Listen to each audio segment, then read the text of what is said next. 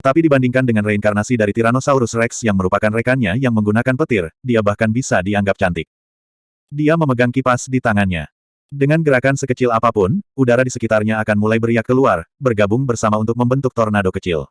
Tornado ini tidak langsung menyerang Zuan, yang akan memudahkannya untuk menghindarinya. Inilah yang menyebabkan kesalahan Zuan. Pada saat dia bereaksi, dia sudah terpengaruh oleh domain angin. Karena efek perlambatan dari medan ini, Sunflower Phantasm miliknya menjadi lamban, dan manik-manik sempoa emas terlihat seperti belatung yang mengunyah daging dan tulang, terbang ke arahnya lagi. Meskipun Zuan dengan cepat mengacungkan pedang Tae untuk melindungi dirinya sendiri, tidak ada cara baginya untuk memblokir mereka semua. Manik-manik itu mengenai seluruh tubuhnya, melepaskan bunyi teredam setiap kali mereka melakukan kontak dengan tubuhnya. Kultivator logam tersenyum ketika dia melihat serangannya mendarat. Dia sengaja menghindari area vital lawannya kali ini, justru karena perintahnya adalah untuk menangkap Zuan hidup-hidup. Meskipun demikian, kekuatan yang terkandung dalam manik-manik itu sudah cukup untuk sepenuhnya melucuti kultivator peringkat kelima dari kemampuan apapun untuk bergerak. Menurut kecerdasan mereka, kultivasi Zuan berada di sekitar peringkat kelima.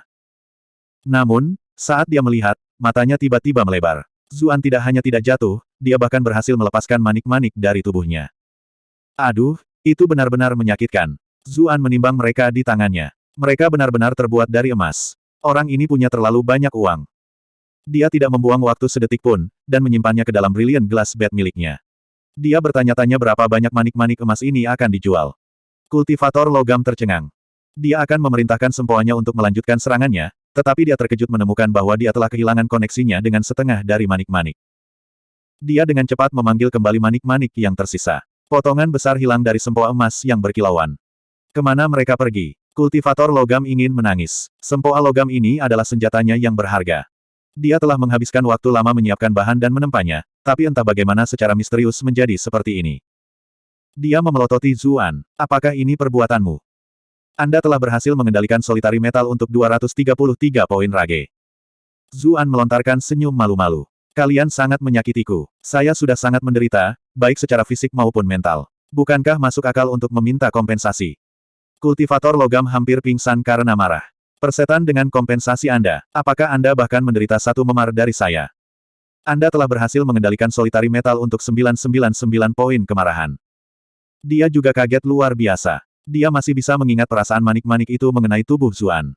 Rasanya benar-benar berbeda dari sensasi memukul daging yang biasa, sebaliknya, rasanya lebih seperti menabrak dinding. Bagaimana tubuhnya begitu kokoh? Sementara dia menatap kosong, pembudidaya es sudah bergerak. Zuan akhirnya melihat pembudidaya es. Dia adalah seorang pria tinggi kurus terbungkus jubah putih salju, dengan topi putih di kepalanya. Dia adalah gambaran sempurna dari seorang. Dia berlari ke Zuan, dan menghela napas ke arahnya. Semburan udara dingin yang terlihat menyapu. Zuan tahu bahwa itu akan menjadi bencana jika dia membiarkannya menyentuhnya. Gerakannya masih dibatasi oleh domain angin, jadi Zuan menggunakan Grand Gale sebagai gantinya. Dia berteleportasi jauh, melepaskan diri dari formasi tornado. Saat dia menghilang, napas dingin pembudidaya es mendarat di tempat dia baru saja berada, dan area itu segera diselimuti lapisan es. Pada posisinya yang jauh, pembudidaya angin tercengang. Domain anginnya telah menjebak banyak pembudidaya kuat di masa lalu. Tentu saja, beberapa telah membebaskan diri, tetapi mereka selalu menjadi pembudidaya yang tingkat kultivasinya jauh lebih tinggi daripada miliknya. Menjebak pembudidaya di sekitar peringkat keempat atau kelima seharusnya mudah, apalagi seseorang seperti Zuan. Sementara dia menatap kosong, Zuan mengutuk pembudidaya es. Hei, sudahkah Anda menyikat gigi Anda pagi ini? Nafasmu bau. Bagaimana sikap istri Anda terhadap Anda? Pembudidaya es sama sekali tidak menghargai kata-kata Zuan. Anda telah berhasil mengendalikan es soliter untuk 712 poin kemarahan. Aku akan membunuhmu. Pembudidaya es sangat marah. Dia merentangkan tangannya, dan panah es yang tak terhitung jumlahnya muncul di belakangnya. Ekspresi Qiu Honglei berubah menjadi horor. Dia dengan cepat berteriak, tenanglah dia. Sayangnya, pembudidaya es yang marah tidak mengindahkannya. Panah es melesat lurus ke arah Zuan. Huff, teknik gerakanmu mungkin hebat, tapi seranganku mencakup setiap sudut. Mari kita lihat bagaimana kamu bisa lolos dari ini. Itu belum semuanya. Dia telah memilih untuk meluncurkan panah esnya di sepanjang jalur yang sangat spesifik, pada saat Zuan dan Pei Mianman kebetulan sedang berbaris. Jika Zuan mengelak, Pei Mianman kemungkinan akan menanggung beban penuh serangannya. Zuan dengan cepat menyadari hal ini juga. Menghadapi kerucut serangan ini benar-benar merepotkan. Dia tidak bisa menghindarinya, dan bahkan jika dia bisa, dia tidak bisa memilih untuk melakukannya. Sejujurnya, satu hal yang kurang darinya adalah cara menghadapi serangan area of effect seperti itu. Dia secara naluriah ingin mengeluarkan mayat naga, karena tidak mungkin panah es ini bisa menembus sisik naga. Namun, mengingat penatua naga yang muncul sebelumnya, dia tahu bahwa dia bisa menjadi sasaran ras naga jika berita ini keluar. Selain itu, artefak spasialnya juga akan terekspos. Dia tahu dari reaksi orang-orang yang melihatnya bahwa artefak spasial seperti itu setara dengan Sutra Phoenix Nirvana. Sudah ada cukup banyak orang setelah hidupnya, dia benar-benar tidak membutuhkan angka itu untuk naik. Saat dia bingung harus berbuat apa, sebuah lampu tiba-tiba naik ke langit, memancarkan cahaya kuning samar. Bermandikan cahaya kuning lampu, panah es tampak berhenti. Aroma manis tercium. Qiu Honglei sudah berada di sisi Zuan, menariknya menjauh. Di belakangnya, Pei Mianman menyadari apa yang sedang terjadi, dan juga menghindar. Hanya ketika mereka telah mengosongkan daerah itu, panah es tampaknya kembali normal. Mereka mandi di area yang luas. Zuan terdiam. Tidak peduli seberapa kuat tubuhnya, panah es itu mungkin masih akan mengubahnya menjadi landak. Nyonya Suci. Pembudidaya es langsung panik saat melihat Qiu Honglei membantu Zuan. Qiu Honglei mengangkat tangannya, menghentikannya untuk melanjutkan. Dia kemudian berbalik untuk melihat Zuan. Apakah kamu baik-baik saja? Anggota lain dari 8 soliter akan bergegas, tetapi ketika mereka melihat orang suci dari sekte mereka di sebelah Zuan, mereka tidak dapat memaksa diri untuk menyerang. Menghirup aromanya sepertinya menyegarkan pikiran Zuan dengan segera. Bagaimana mungkin aku tidak, sekarang kamu datang untuk menyelamatkanku. Tapi apakah kamu tidak takut aku akan menyanderamu dalam situasi seperti itu? Qiu Honglei tersenyum. Apakah kamu benar-benar akan melakukannya? Dia begitu dekat dengan wajah sempurnanya sekarang. Kulitnya yang halus, matanya yang cerah. Itu cukup untuk membuat pria manapun menjadi gila. Dia benar-benar iblis rubah berdarah. Saya selalu menjadi seseorang yang tahu dermawan dari musuh-musuhnya. Anda menyelamatkan saya lebih awal, bagaimana saya bisa membalas kebaikan Anda dengan agresi? Qiu Honglei tersenyum. Sepertinya aku tidak salah ketika menyadari bahwa aku melihat sesuatu dalam dirimu. Zuan melihat lentera di tangannya. Senjata ajaibmu cukup bagus. Senjata macam apa itu? Seolah-olah waktu telah berhenti pada saat itu juga. Lentera ini benar-benar sangat istimewa. Itu rahasia. Saya ingat Anda dulu mengatakan sesuatu seperti, rahasia membuat seorang wanita menjadi seorang wanita. Qiu Honglei mengedipkan mata dengan cara yang menyenangkan. Zuan tercengang. Dia tidak menyangka wanita ini begitu cerdas, dan bahkan mengartikulasikan slogannya Vermont. 1. Suara tidak puas Pei Mianman menyela momen ini. Yang bernama Zhu, apakah kamu sudah selesai? Kami di sini menghadapi kematian, tetapi kamu sibuk menggoda seorang gadis. Wajah Zuan mengerut tidak senang. Qiu Honglei tersenyum. Sepertinya ada yang cemburu. Kalau begitu, mari kita kembali ke masalah utama yang ada. Ekspresinya menjadi serius. Kamu harus menyerah. Bab 482, Kesepakatan. Menyerah. Zuan mendengus. Kata itu tidak ada dalam kamusku. Qiu Honglei tidak kesal dengan ini, tetapi melanjutkan, jangan terburu-buru menolak. Lihatlah situasinya sendiri. Bahkan jika kita terus berjuang, tidak mungkin kamu bisa mengalahkan kami. Kemudian lagi, katakanlah Anda mengungkapkan semua kartu truf Anda dan entah bagaimana berhasil melarikan diri sendiri, tidak mungkin mereka yang lain dapat melakukan hal yang sama. Petik 2. Zuan dengan jelas melihat bahaya yang dihadapi kelompoknya yang lain. Anggota 8 soliter semuanya berada di puncak peringkat ke-6, dan beberapa dari mereka bahkan telah mencapai peringkat ke-7. Pei Mianman hanya berada di peringkat ke-6, sedangkan Zheng dan berada di puncak peringkat ke-5. Mereka telah terluka dalam pertempuran sebelumnya juga, yang membuat sulit bagi mereka untuk terus melawan para ahli berperingkat lebih tinggi ini. Jika bukan karena api luar biasa Pei Mianman, mereka berdua pasti sudah ditangkap sejak lama. Meski begitu, mereka berada di tempat yang sangat ketat. Adapun keluarga Sang, mereka berada dalam kondisi yang lebih buruk. Mereka nyaris tidak bertahan, berkat Sang Hong yang terluka parah. Ketika datang ke Sang Qian dan Sang Qin, kekuatan bertarung mereka yang sebenarnya jauh lebih lemah daripada Pei Mianman dan Zheng Dan. Ketika itu datang kepadanya, dia tahu bahwa dia hampir tidak berpegang pada pembudidaya logam, angin, dan es, apalagi menemukan kesempatan untuk membalas. Jika aku tahu ini akan terjadi, aku akan meminta Yun Yuking untuk tinggal lebih lama. Situasinya akan jauh lebih mudah untuk dihadapi jika dia masih di sini. Namun, dia dengan cepat menghilangkan pemikiran ini. Lagi pula, ada terlalu banyak orang yang mengejarnya. Yun Yuking sudah menyelamatkannya sekali, apakah dia seharusnya mengandalkannya untuk menyelamatkannya selama sisa hidupnya? Menyadari kebisuannya, Qiu Honglei melanjutkan, kamu juga tidak perlu terlalu khawatir untuk menyerah. Kami tidak akan menyakitimu. Anda seharusnya bisa tahu dari apa yang terjadi sebelumnya bahwa mereka semua menahan diri. Petik 2. Zuan mendengus. Bukankah itu hanya karena mereka ingin aku menyerahkan Sutra Phoenix Nirvana kepada Master Sektemu? Qiu Honglei tersenyum. Saya tidak akan membantah itu. Kemudian lagi, semua orang di dunia sedang mencari Anda sekarang, bukan hanya master sekte kami. Namun, sekte suci kami berbeda dari kekuatan lain. Kekuatan lain pasti akan menyiksamu karena tekniknya, lalu membunuhmu untuk membungkammu. Namun, master sekte kami selalu menghargai mereka yang memiliki bakat. Dia ingin mengumpulkan semua orang yang berpikiran sama ke sisinya. Jika Anda membuktikan diri Anda mampu, Anda pasti akan memiliki masa depan yang menjanjikan di sekte suci kami. Zuan mengerutkan kening. Tapi aku masih harus mempersembahkan Sutra Phoenix Nirvana kepada master sektemu terlebih dahulu. Qiu Honglei menatapnya dengan tenang, lalu berkata, Zu, kamu harus mengerti bahwa memegang barang berharga hanya akan membuatmu mendapat masalah, kecuali jika kamu memiliki kekuatan yang cukup untuk menghadapi semua kekuatan lain. Namun, Anda jelas tidak memiliki tingkat kekuatan yang diperlukan saat ini. Master sekte kami dapat melindungi Anda dan memastikan kelangsungan hidup Anda. Itu yang terbaik yang bisa saya tawarkan kepada Anda. Petik 2. Zuan mengerti apa yang dia coba katakan. Situasinya saat ini tampak seperti keputusasaan mutlak, dan itu membuat kondisinya sangat menguntungkan. Bagaimanapun, hidupnya pasti akan hilang jika dia ditangkap oleh kekuatan lain. Jika bukan karena hubungannya yang baik dengan Qiu Honglei, dia mungkin akan mati bahkan jika dia jatuh ke tangan sekte iblis. Sepertinya tidak pantas baginya untuk menolak kondisi seperti itu.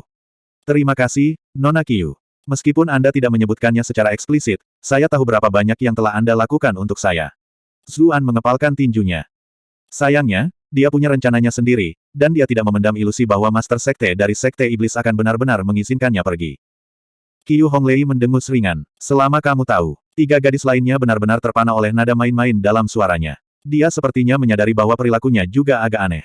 Dengan batuk ringan, dia membiarkan senyumnya memudar. Berarti kamu setuju? Zuan menggelengkan kepalanya. Saya sudah terbiasa hidup bebas. Saya benar-benar tidak ingin melayani di bawah yang lain. Ekspresi Qiu Honglei berubah dingin. Dia berbalik dan memberi perintah kepada 8 soliter. Membunuh mereka semua.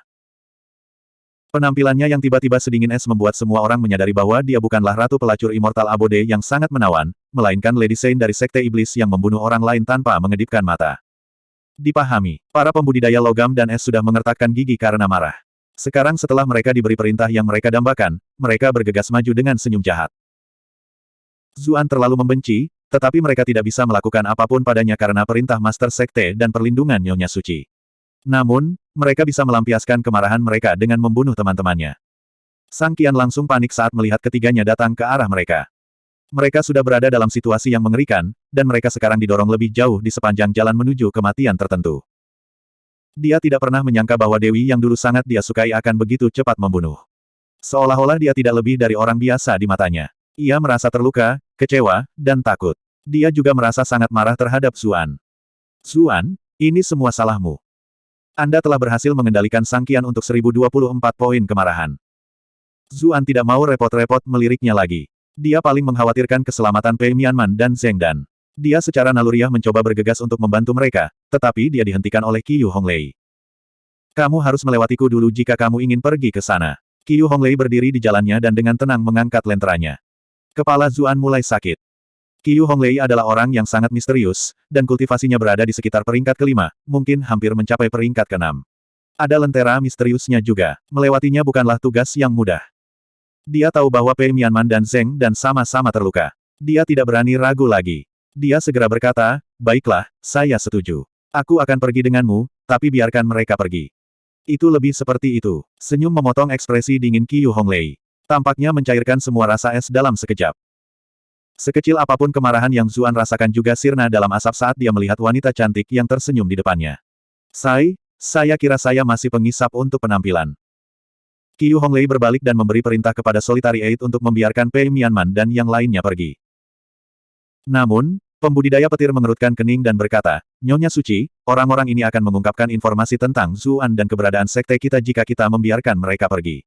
Ini akan menyebabkan lebih banyak masalah bagi kita. Pembudidaya es dengan cepat setuju. Memang, jika kita tidak membungkam mereka, akan segera ada banyak pembudidaya yang mengejar sekte suci kita. Anggota Solitary Eight lainnya menganggukkan kepala mereka satu demi satu. Tak satu pun dari mereka setuju dengan membiarkan orang-orang ini pergi. Bagaimanapun, merekalah yang memiliki keuntungan saat ini. Tidak ada alasan untuk membiarkan mereka pergi. Qiu Honglei juga bermasalah. Dia tahu bahwa menghilangkan saksi-saksi ini adalah pilihan yang masuk akal. Namun, Dari sudut pandang emosional, dia baru saja berjanji pada Zuan untuk tidak melakukannya, dan kedua gadis itu juga terlihat penting baginya. Jika dia benar-benar membunuh mereka, itu mungkin menyebabkan kerusakan yang tidak dapat diperbaiki pada hubungannya dengan Zuan. Zuan segera meletakkan pisau di lehernya sendiri ketika dia melihat keraguannya. Jika kalian semua berani menyentuh mereka, aku akan segera bunuh diri. Mari kita lihat bagaimana Anda menjelaskan hal-hal kepada Master Sekte Anda. Petik 2. Ah Su. Baik Pei Mianman dan Zeng dan panik ketika mereka melihat ini.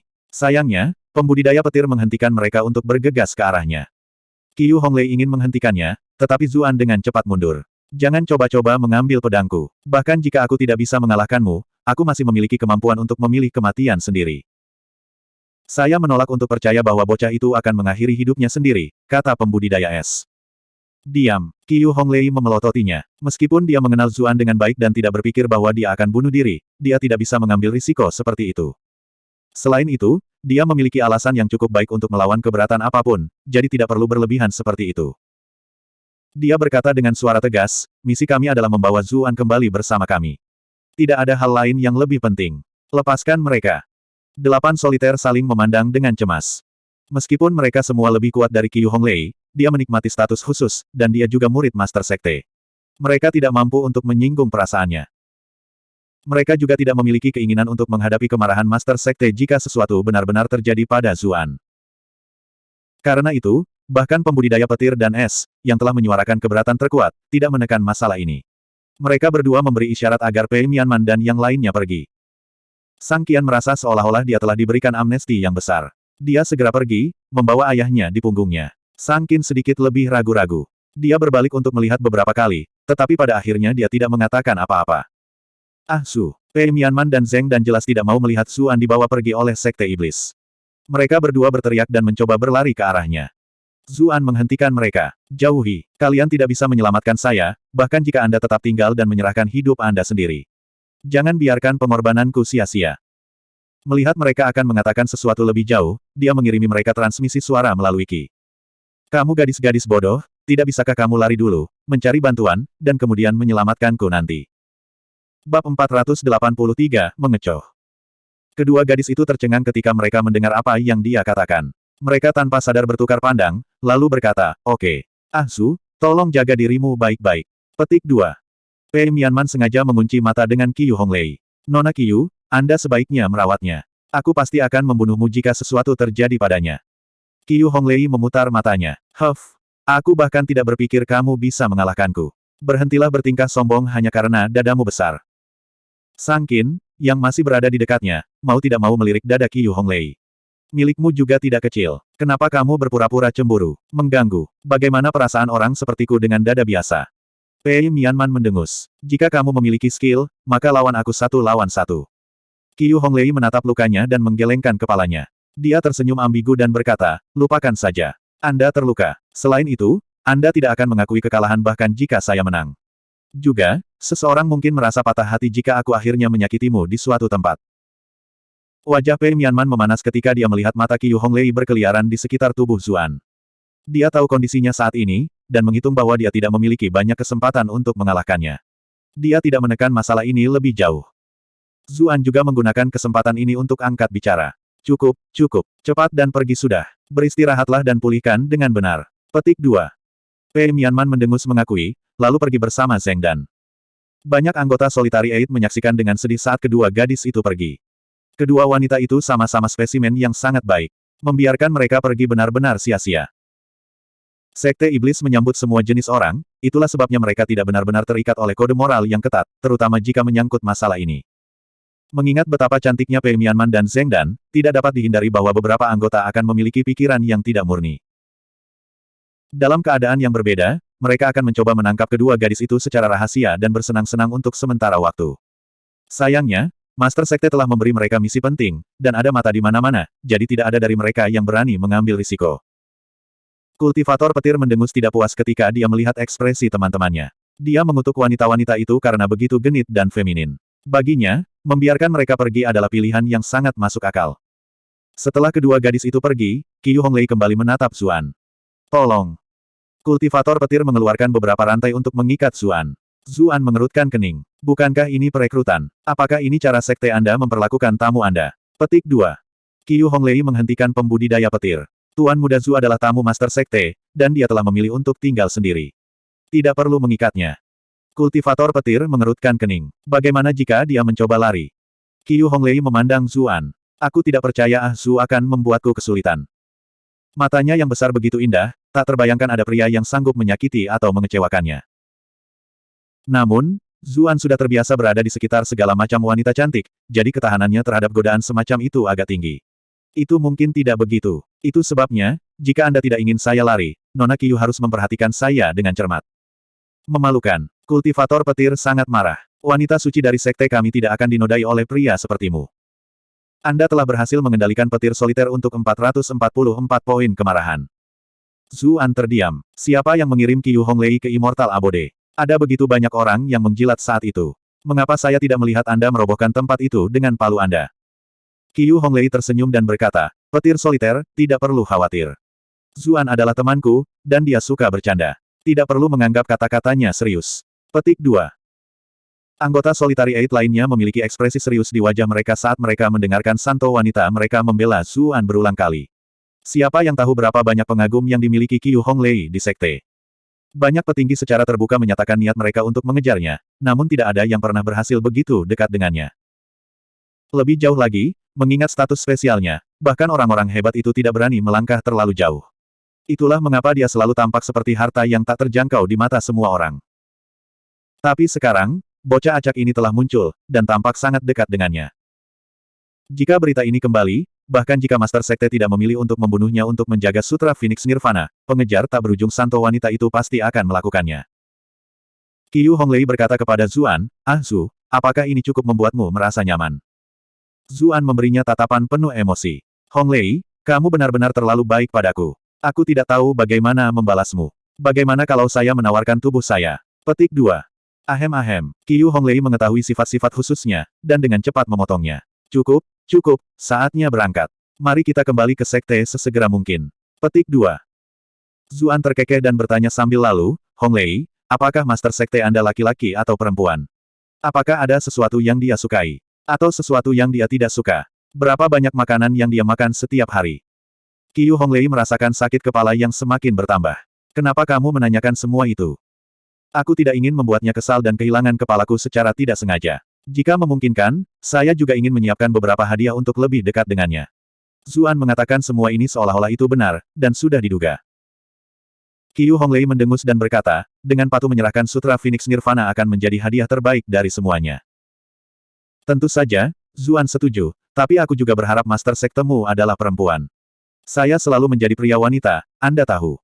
Jika Master Sekte Anda adalah seorang pria, dia mungkin merasa cemburu dan membenci saya. Petik 2. Qiu Honglei sejenak terdiam. Bahkan Solitary Eight tidak bisa mempercayai apa yang mereka dengar. Ketidaktahuan orang ini jauh melebihi harapan mereka. Kultivator petir mengendus dengan jijik. Lalu kenapa aku tidak menyukaimu, dan kenapa aku merasa kesal setiap kali melihat orang yang pandai bicara sepertimu? Zuan melirik tubuhnya, yang tampak seperti ditempa dari besi, dan mengambil otot-ototnya yang menonjol. Dia menelan tanpa sadar sebelum menjawab, dibandingkan dengan wanita biasa, kamu sedikit berbeda. Kultivator petir sangat marah. Apa katamu? Anda telah berhasil mengendalikan petir soliter untuk 999 poin kemarahan. Hal yang paling dia benci adalah dilihat oleh pria dengan cara seperti ini. Zuan berputar dengan mulus. Aku mengatakan bahwa kamu adalah pahlawan wanita di antara wanita. Anda pasti idola pahlawan yang gagah berani dan tak tertandingi, bukan anak-anak yang tidak bertanggung jawab seperti saya. Petik 2. Itu lebih seperti itu. Kultivator petir berkata dengan gusar. Senyum bangga muncul di wajahnya, seolah-olah dia sedang melamun tentang kekasihnya yang tak terkalahkan dan heroik. Yang lain semua merasakan isi perut mereka bergejolak, tetapi tidak ada dari mereka yang berani menunjukkan sedikit pun dari apa yang mereka pikirkan. Mereka jelas sangat mengenal temperamennya yang berapi-api. Ketika rombongan Qiu Honglei telah pergi, Pei Mianman dan Zheng dan mendiskusikan bagaimana mereka akan menyelamatkan Zuan. Sang Qian tidak jauh. Ketika dia melihat mereka, dia berlari. Apakah kalian berdua baik-baik saja? Pei Mianman memutar matanya. Dia adalah orang terakhir yang ingin dia hibur saat ini. Sementara itu, Zheng dan merasa bahwa dia masih suaminya, meskipun hanya dalam nama, dan mengabaikannya sepertinya agak tidak pantas. Namun, dia juga tidak ingin berbicara dengannya, terutama ketika dia mengingat bagaimana dia terus berusaha menyakiti Zuan berulang kali. Sang Qian merasa malu dan marah karena bersikap dingin. Untungnya, Sang Qin tiba bersama ayahnya saat ini, menyelamatkannya dari rasa malu lebih lanjut. Nona Pei, ipar perempuan, apakah kalian berdua sedang mendiskusikan cara menyelamatkan Xuan? Sang Qin bertanya. Jelas, sekarang setelah mereka menghabiskan begitu banyak waktu bersama, identitas Pei Mianman bukan rahasia lagi. Iya, Nona Muda Sang, saya pernah mendengar bahwa Anda cukup banyak akal. Apakah Anda punya saran? Mereka telah bertarung berdampingan sebelumnya, jadi Pei Mianman memiliki sikap yang berbeda terhadap Sang Qin. Kami dapat menghubungi pejabat setempat dan memberitahu Raja Liang. Mereka pasti akan turun tangan untuk merebut kembali Xuan, kata Sang Qin. Pei Mianman menggelengkan kepalanya. Itu tidak akan berhasil. Itu akan menyelamatkannya dari sarang serigala hanya untuk melemparkannya ke gua harimau. Meskipun Xuan sudah memberitahunya bahwa dia punya rencana untuk apa yang harus dilakukan di ibu kota, itu benar-benar sulit baginya untuk membayangkan apa yang mungkin dia lakukan terhadap kaisar yang tak tertandingi. Itulah mengapa dia tidak ingin melihat dia jatuh ke tangan Raja Liang lagi. Sang Qin terdiam sejenak, lalu berkata, kalau begitu, kita hanya bisa menyelamatkannya sendiri. Saya memiliki beberapa bawahan bersama saya, dan rencana awal kami adalah mengatur penyergapan di penginapan terdekat. Namun, saya menemukan bahwa seseorang telah mengirim pembunuh setelah ayah saya, jadi saya harus pindah sendiri. Saya berasumsi bahwa pengaturan sebelumnya akan sia-sia, tetapi sekarang, sepertinya orang-orang itu berada di tempat yang tepat untuk menyelamatkan Xuan. Petik 2. Kak, Sang Qian tidak senang. Dia sangat berharap Xuan akan mati. Dia sama sekali tidak punya keinginan untuk menyelamatkan Xuan. Sang Hong mengiriminya transmisi suara. Qianer, kami masih penjahat. Jika kita bisa menyelamatkan Xuan, kita bisa membebaskan diri dari kejahatan ini. Kaisar akan senang mengetahui apa yang telah kita lakukan, dan dia bahkan mungkin menghapus kejahatan kita. Dengan penjelasan ini, Sang Qian akhirnya mengerti apa yang dipertaruhkan. Dia menjawab dengan gerutuan, tetapi hatinya masih dipenuhi dengan rasa ketidakadilan. Zheng Dan tidak bisa menahan diri untuk tidak berkata, iblis dari sekte iblis itu semuanya sangat kuat. Akankah kita bisa mengalahkan mereka? Sang Qin tersenyum. Kakak ipar, ada banyak hal di dunia ini yang bisa diselesaikan tanpa menggunakan kekerasan, tapi dengan kecerdasan.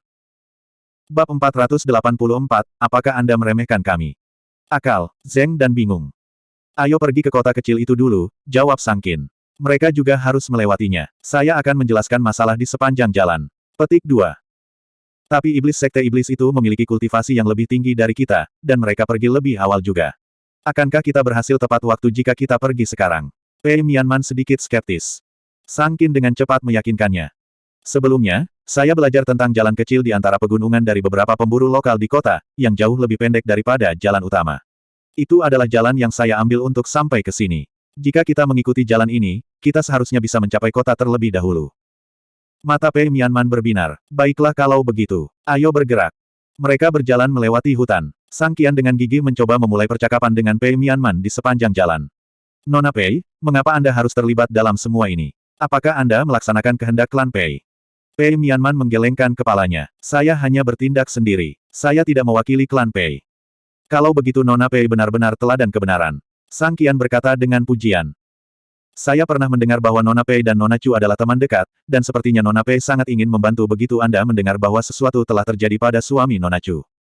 Kamu terlalu baik, kata Pei Mianman dengan dengusan lembut. Dia sama sekali tidak terlihat senang. Sang Qian dengan jelas mencoba mengatakan bahwa Xuan adalah suami Cucuyan, dan dia tidak boleh memikirkannya. Mata Sang Qian mau tidak mau mengembara ke arah dadanya, yang naik turun dengan lembut karena iritasinya. Dia menelan. Wanita ini benar-benar kelas atas. Dia sangat cantik bahkan ketika dia marah. Apakah ada hal lain yang Anda butuhkan, Tuan Muda Sang? Pei Mianman agak kesal. Matanya yang berkeliaran tidak luput dari perhatian. Jika mereka tidak mengandalkan bantuan Sang Qin untuk menyelamatkan Xuan, dia pasti sudah memenggal kepalanya sekarang. Nona Pei, Anda tidak perlu khawatir. Jika Anda menemukan diri Anda dalam bahaya nanti, saya pasti akan bergegas membantu Anda. Sang Qian bisa merasakan bahwa dia berada dalam kondisi yang jauh lebih baik, sekarang efek obatnya telah menyebar ke seluruh tubuhnya, dan kesombongannya yang biasa kembali. Pei Mianman tersenyum. Terima kasih, Tuan Muda. Kemudian lagi, Tuan Muda Sang, bukankah seharusnya kamu melindungi tunanganmu? Zheng Dan tidak terlalu senang dengan ini. Pria itu jelas mengganggumu, kenapa kamu harus mulai membuat masalah untukku? Sang Qian melirik Zheng Dan berkata dengan kesal, saya tidak percaya Nona Zheng membutuhkan saya untuk mengkhawatirkannya. Jelas bahwa dia tidak suka melihat keinginan cemas tunangannya untuk menyelamatkan pria lain. Zheng Dan tersenyum, tetapi dia tidak mengatakan apa-apa. Hubungannya dengan klan Sang hancur tak bisa diperbaiki lagi, tapi dia tidak merasakan sedikit pun penyesalan. Sang Qian berlari ke sisi Pei Mianman untuk mengobrol dengannya. Sementara itu, Sang Qin benar-benar terdiam saat melihat ini. Apa kakakku bodoh? Usahanya untuk menggoda terlalu kikuk. Pei Mianman akhirnya merasa cukup. Dia menemukan Sang Qin dan menanyakan rencananya. Nona Sang, apa maksudmu ketika kamu mengatakan kami akan mengecoh mereka? Sang Qin berterima kasih atas gangguan itu. Penampilan kakaknya yang kikuk menyakiti matanya. Dia dengan cepat mengungkapkan apa yang ada dalam pikirannya. Peringkat kultivasi mereka lebih tinggi dari kita, jadi konfrontasi langsung tidak akan berhasil. Itu sebabnya kita perlu menggunakan metode lain. Misalnya, racun. Racun. Pei Mianman mengerutkan kening. Namun, para pembudidaya sekte iblis itu adalah individu yang kuat, dan racun biasa kemungkinan tidak akan berguna untuk melawan mereka. Apalagi fakta bahwa mereka semua adalah yang memiliki pengalaman luas dalam menggunakan cara curang. Peluang kami untuk sukses sangat tipis. Petik 2. Sudut bibir Sang Qin melengkung ke atas, memperlihatkan senyum licik. Itulah sebabnya aku telah melalui sedikit upaya untuk mendapatkan loyalitas raja. Loyalitas raja. Zheng Dan, yang telah mendengarkan dengan tenang sepanjang waktu, berseru kaget. Racun ajaib yang dikenal tidak berwarna dan tidak berbau, dan dapat mencegah mereka yang menderita menggunakan Qi. Dia dulunya adalah bos dari geng Paus, dan dia memiliki cukup banyak pengetahuan di bidang ini. Memang, dengan racun seperti itu yang kita miliki, tidak peduli seberapa kuat para pembudidaya sekte iblis itu, kata Sang Qin dengan bangga. Suasana hati Pei Mianman meningkat pesat, sekarang ada harapan untuk menyelamatkan Zuan. Ibu kota penuh dengan rumor tentang kebijaksanaan Nona Sang. Memang, sepertinya Nona Sang secemerlang yang diharapkan. Petik 2. Wajah Sang Qin memerah. Ini adalah taktik kecil dan sederhana. Mereka tidak ada yang istimewa. Kelompok mereka bergegas menuju kota kecil. Tidak lama setelah mereka tiba, kereta lain perlahan memasuki kota. Lady Saint, mari kita berhenti di sini untuk beristirahat dan mengatur ulang, kata Solitary Lightning. Baiklah, pastikan untuk persediaan kali ini. Kami tidak akan berhenti lagi. Setelah ini, kita akan langsung kembali ke sekte. Semakin cepat kita membawanya kembali, semakin sedikit potensi sakit kepala yang akan kita hadapi, jawab Qiyu Honglei. Dipahami, anggota Solitary Eight lainnya bersorak. Mereka memegang posisi tinggi di sekte tersebut, dan mereka terbiasa menjalani gaya hidup mewah yang nyaman. Mereka harus menanggung sedikit ketidaknyamanan selama misi ini, dan menantikan istirahat. Qiyu Honglei berbalik untuk menatap Zuan dengan main-main. Kenapa kau terus menatapku? Kamu telah menatapku sepanjang perjalanan. Itu karena kamu cantik, tentu saja. Zuan menghela nafas puas. Aku cukup stres dengan semua yang telah terjadi, tetapi suasana hatiku langsung membaik begitu aku memilikimu di sisiku. Qiyu Honglei mendengus. Kamu, aku melihat mulutmu licin seperti biasanya. Meskipun itu yang dia katakan, alisnya menunjukkan kegembiraan batinnya. Itu benar-benar sangat aneh. Dia dipuji kemanapun dia pergi, oleh banyak orang yang memiliki bakat sastra yang jauh lebih besar daripada Zuan, namun dia tidak merasakan apapun ketika mereka berbicara. Kereta tiba-tiba berhenti. Suara Solitaire Wind datang dari luar. Nyonya Sein, kita sudah sampai di kedai. Qiyu Honglei menemani Zuan keluar dari kereta. Zuan melihat kata-kata, "For Seas Inn," di atasnya, dan tatapan serius menghampirinya. Dia ingat bahwa kasino yang dijalankan oleh klan Sang dan klan Zheng juga bernama Forces. Dia bahkan pernah memenangkan 1 juta tael perak dari mereka. Apakah ada yang salah dengan nama itu? Qiyu Honglei berjalan ke arahnya dan bertanya dengan rasa ingin tahu. Tidak apa, nama itu hanya membangkitkan perasaan keakraban. Zuan terkekeh dan melangkah masuk. Pelayan, kami siap memesan. Petir Soliter dan yang lainnya memutar mata mereka. Anak ini benar-benar tidak memiliki sedikit pun kesopanan. Yang akan datang, seorang pelayan dengan cepat bergegas dengan handuk. Zuan baru saja akan memesan ketika sebuah pikiran muncul di benaknya. Dia berbalik untuk melihat Qiyu Honglei. Kalian menanggung semuanya untuk perjalanan ini, kan? Mulut Qiyu Honglei terbuka karena terkejut. Meskipun begitu, dia masih menjawab, tapi tentu saja. Tuan muda adalah tamu terhormat kami, jadi makanan ini ada pada kami. Itu bagus, kalau begitu. Zuan kemudian menoleh ke pelayan dan berkata, saya ingin cakar beruang rebus, punuk unta direbus, tumis ekor harimau, sup sirip hiu abalon. The Solitary Eight merasakan kelopak mata mereka berkedut dengan kuat. Apakah anak ini sengaja mencoba merobeknya? Untungnya, pelayan itu memiliki ekspresi bermasalah. Perusahaan sederhana kami tidak menyajikan hidangan berharga seperti itu, katanya. Kalian bahkan tidak punya hidangan ini. Zuan tampak tidak senang. Lalu apa yang kalian punya? Pelayan, setelah melihat ledakan Zuan sebelumnya, tidak berani menunjukkan rasa tidak hormat. Dia dengan cepat menjawab, kami memiliki domba panggang, babi panggang, steak empuk, ayam panggang, angsa rebus, bebek dalam kecap.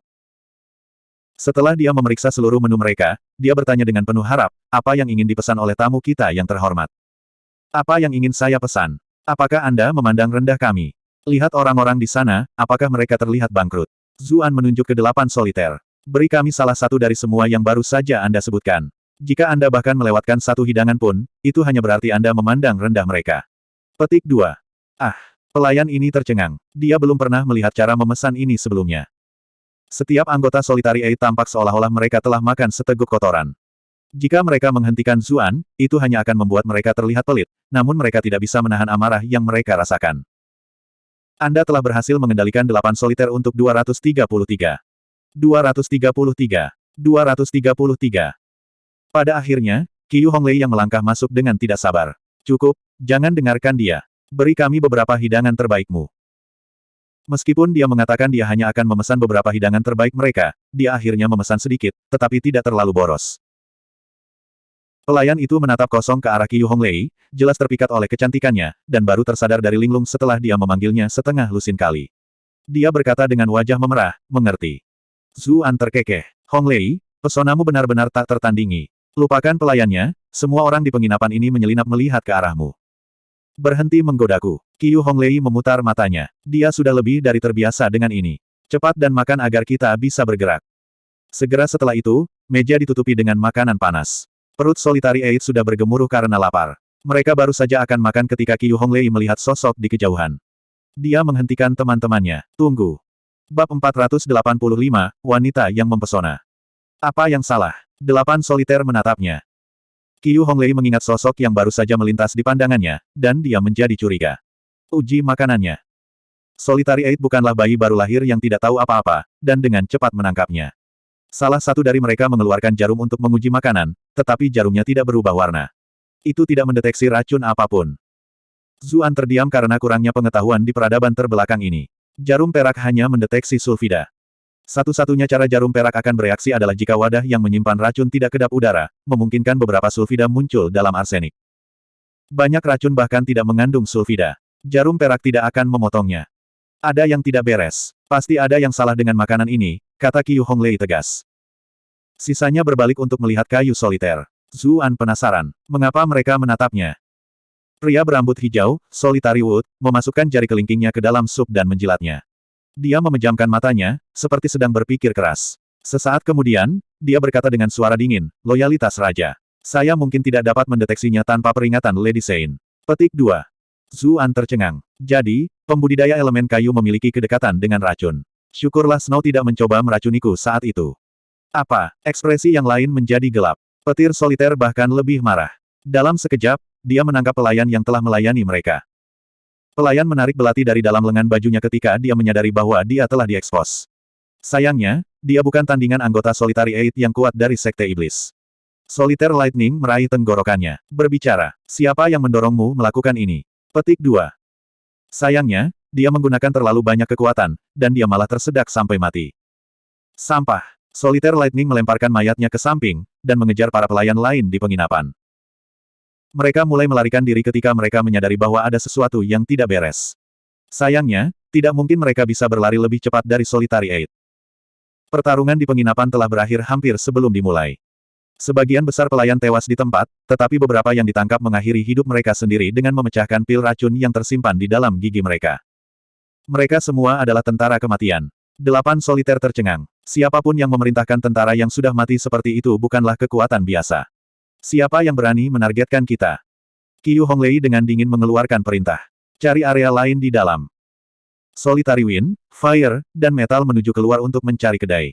Mereka kembali dalam beberapa saat, menggelengkan kepala. Mereka tidak menemukan apa-apa. Qiu Honglei mengamati sekelilingnya. Tamu-tamu penginapan lainnya telah melarikan diri, meninggalkan kekacauan besar. Dia mengerutkan kening. Lupakan saja, tidak ada gunanya mengejar mereka. Keluar dan beli makanan. Kami akan menyiapkan makanan kami sendiri dan beristirahat di sini untuk malam ini. Kami berangkat besok pagi. Apa, kami masih tinggal di sini untuk malam ini? Suara Solitary Wind dipenuhi dengan kekhawatiran. Bagaimana jika musuh kita menyerang lagi? Qiu Honglei menggelengkan kepalanya. Saya tidak percaya mereka memiliki kemampuan untuk membuat langkah lain. Di luar sudah gelap, dan jika kita berangkat lagi, kita harus tidur di luar. Kita bisa memanfaatkan penginapan ini dan beristirahat. Ketika 8 soliter bubar, Zuan berkata dengan cemberut, apakah Anda sudah mengetahui identitas penyerang kami? Qiu Honglei tersenyum. Seharusnya aku yang menanyakan pertanyaan itu padamu. Sepertinya mereka telah berusaha keras untuk menyelamatkanmu. Menyelamatkan saya, meskipun Zuan memiliki kecurigaan, dia tidak yakin. Tentu saja itu untuk menyelamatkanmu. Omong-omong, kedua wanita cantik itu tampaknya sangat peduli padamu. Mereka belum menyerah. Tidak, mereka seharusnya tidak punya waktu untuk memindahkan begitu banyak pria. Kemungkinan besar nona muda klan Sang yang merencanakan ini, gumam Qiu Honglei pada dirinya sendiri. Bagaimana kamu bisa begitu yakin? Zuan bertanya dengan rasa ingin tahu. Karena aku baru saja melihat Sang Qian. Qiu Honglei tersenyum. Jika dia tidak menyadarinya tiba-tiba, mereka mungkin sudah diracuni. Loyalitas raja, iya, sepertinya mereka cukup tangguh, berhasil mendapatkan racun yang begitu berharga. Sang Qian, Zuan mengerutkan kening. Apakah orang itu sengaja melakukannya? Dia mungkin mengungkapkan dirinya karena dia tidak ingin aku diselamatkan. Ekspresinya menjadi sangat gelap. Dia dan Sang Qian awalnya adalah musuh, jadi dia sudah tahu bahwa Sang Qian ingin membunuhnya. Tetapi jika Anda akan melakukannya, lakukanlah secara terbuka. Mengapa Anda harus menggunakan metode tercela, dan mengirim begitu banyak orang ke kuburan mereka? Ini membuat Zuan sangat marah. Bagaimanapun, dia berasal dari dunia yang beradab. Ini adalah pertama kalinya dia melihat begitu banyak orang mati demi dia, dan dia merasa tidak enak di dalam. Meskipun orang-orang ini telah mati di tangan 8 soliter, dia tidak menyalahkan mereka. Bagaimanapun, mereka memiliki misi mereka sendiri untuk dijalankan. Ini adalah dunia di mana yang kuat memangsa yang lemah, entah itu membunuh, atau dibunuh. Setiap orang harus mengandalkan keterampilan dan kemampuan mereka sendiri. Itu hanya cara itu. Namun, Sang Qian adalah orang yang harus disalahkan atas kematian ini. Niat membunuh yang serius melonjak dalam dirinya. Dia telah mengambil keputusan. Dia akan mengambil nyawa pria itu pada saat mereka bertemu lagi, apapun yang terjadi. Dia tidak akan lagi menunjukkan pertimbangan untuk Sang Hong. Butuh beberapa saat untuk akhirnya tenang. Ketika dia melakukannya, dia berkata dengan suara rendah, "Saya ingin meminta bantuan Anda." Selama itu dalam kemampuanku, tentu saja.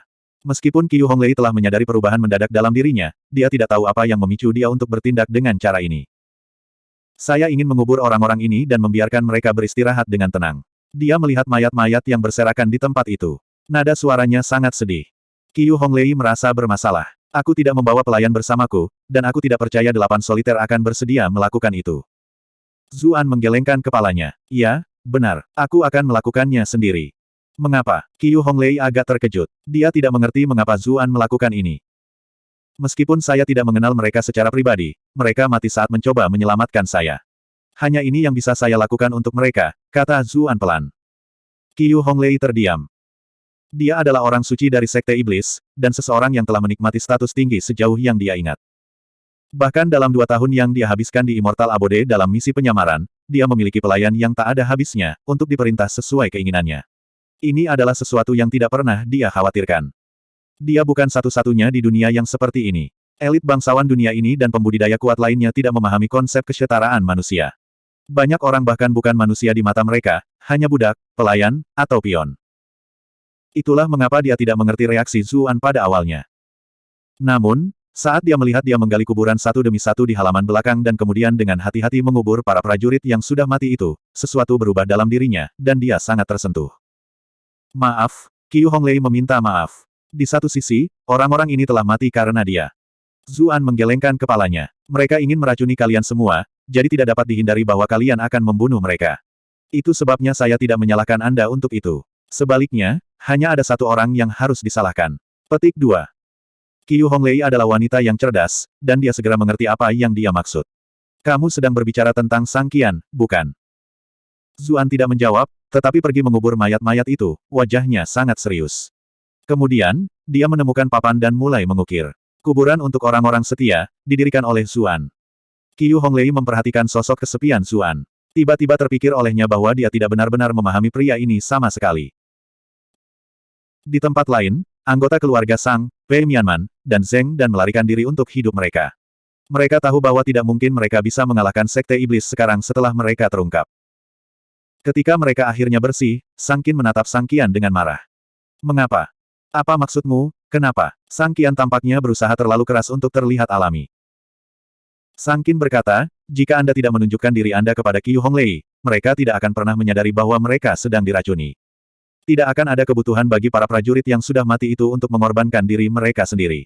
Apakah Anda tahu berapa banyak yang diinvestasikan klan Sang kami untuk memelihara mereka? Petik 2. Ekspresi Sang Hong juga gelap. Klan Sang tidak begitu mapan seperti klan lainnya, dan mereka tidak memiliki banyak tentara kematian. Beberapa ini kurang lebih semua yang mereka miliki. Sang Qian berkata dengan tidak setuju, aku juga tidak menyangka ini akan terjadi. Bagaimana saya bisa tahu bahwa wanita Qiu Honglei akan cukup tajam untuk memperhatikan saya? Pei Mianman sangat marah. Apakah kamu melakukannya dengan sengaja? Anda ingin membunuh Zuan sejak awal. Petik 2. Mata Zheng Dan menjadi sedingin es, memancarkan sedikit niat membunuh. Suara Sang Hong juga menjadi berat. Qianer, kamu benar-benar mengecewakanku. Saya tidak peduli jika Anda ingin membunuh Zuan, tetapi apakah Anda harus melakukannya sekarang? Anda bahkan telah mengorbankan klan kami begitu banyak tentara yang mati. Menjadi ganas dan tanpa ampun adalah baik dan baik, tetapi kebodohan tidak bisa ditoleransi. Sang Qian meledak dengan marah. Baik, itu semua salahku. Karena kalian semua berpikir bahwa Zuan sangat hebat, maka jadikanlah dia kakakmu, dan jadikan dia anakmu. Saya sudah cukup. Dia berbalik dan lari. Sang Hong tanpa sadar mengambil langkah setelahnya, tetapi dia melepaskan gagasan itu. Sebaliknya, dia menghentikan Pei Mianman dan Zheng Dan dari mengejarnya juga.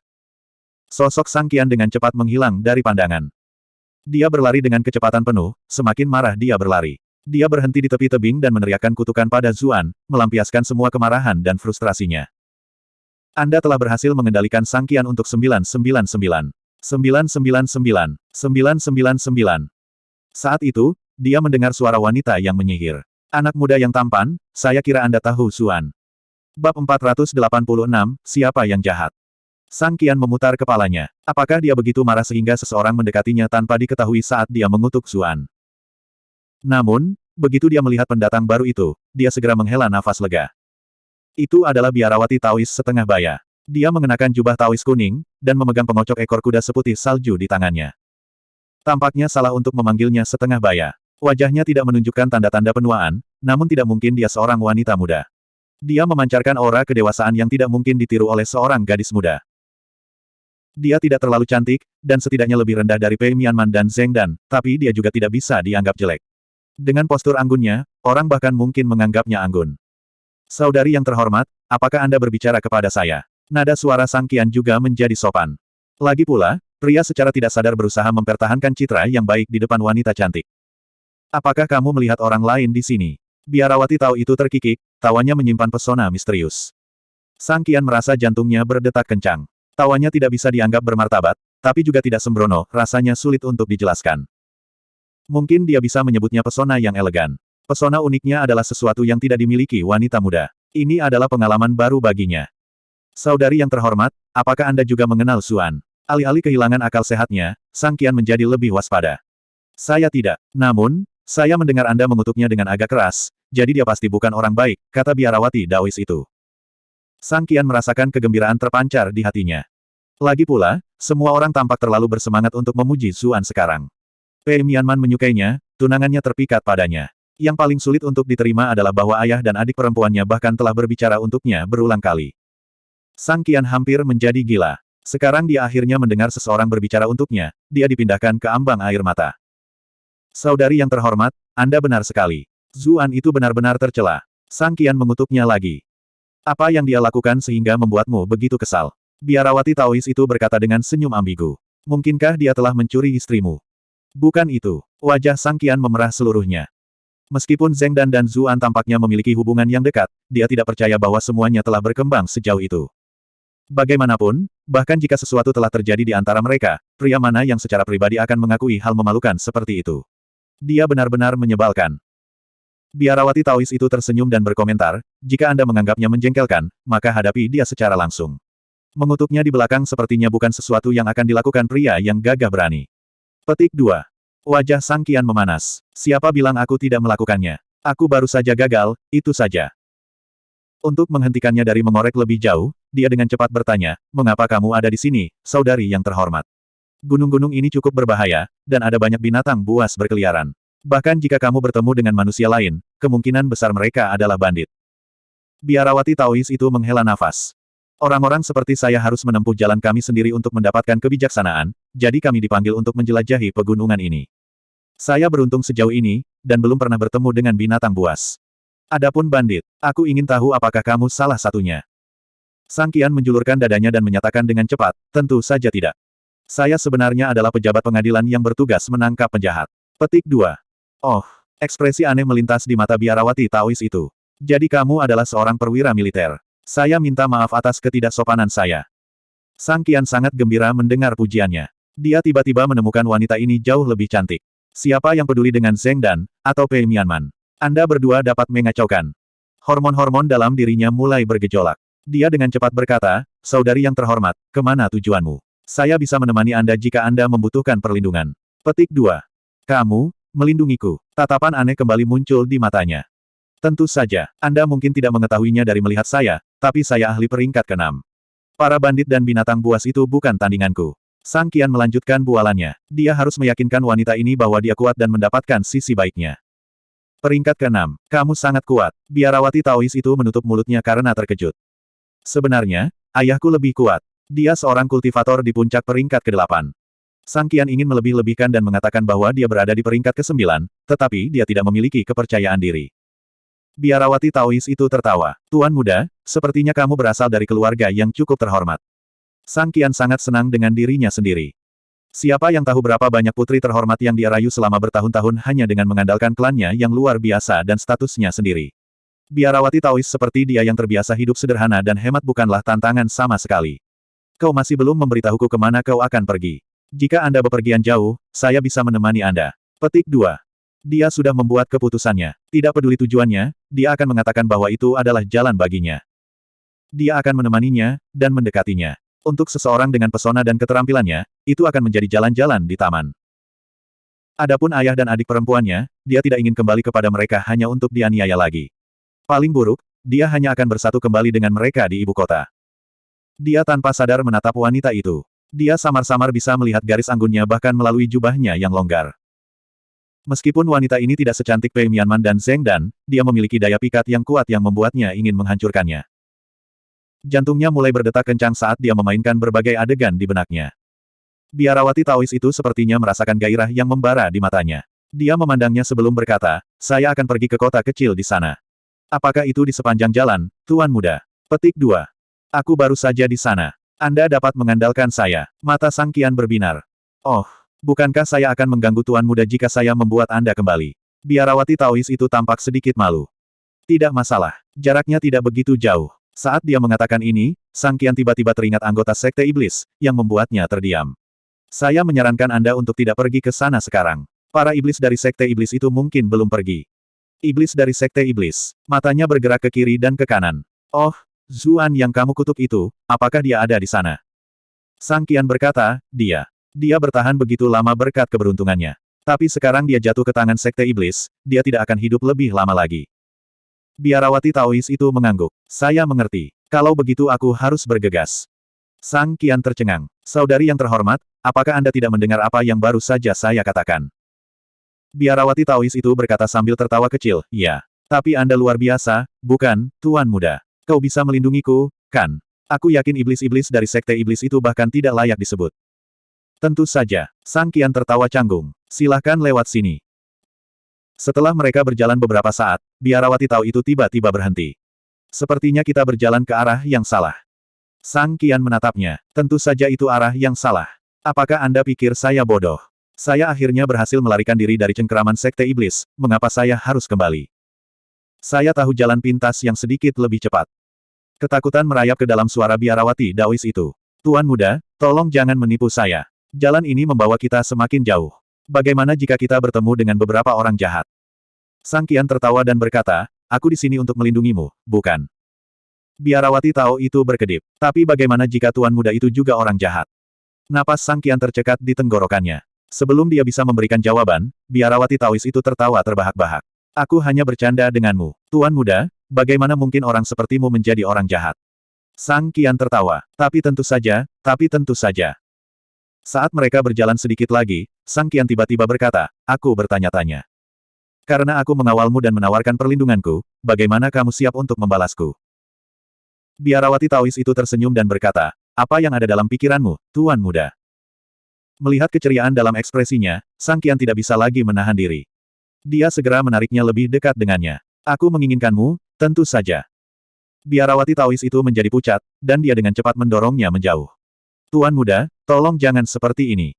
Sang Qian tertawa terbahak-bahak. Kamu tidak perlu melanjutkan aksinya. Saya juga tidak berpikir Anda seorang biarawati Taois yang tepat, karena Anda telah menggoda saya selama ini. Mengapa kita tidak langsung ke intinya saja? Ayo tidur bersama. Seperti yang saya harapkan, Tuan Muda adalah orang jahat, katanya. Sang Qian hanya menganggap ini sebagai lelucon, dan tertawa puas. Sayangnya, kamu terlambat menyadarinya. Tiba-tiba, dia mengerutkan kening, karena adiknya tidak bereaksi sama sekali.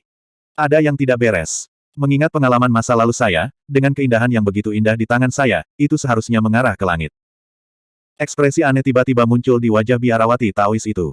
Sepertinya kamu melupakan sesuatu, Tuan Muda. Apa itu? Sang Qian tercengang. Suasana hati yang aneh telah jatuh. Bagaimana jika aku orang jahat? Biarawati Taois itu menyeringai. Bibir merahnya yang memikat tiba-tiba terbelah menjadi 6 mulut penghisap darah yang mengerikan.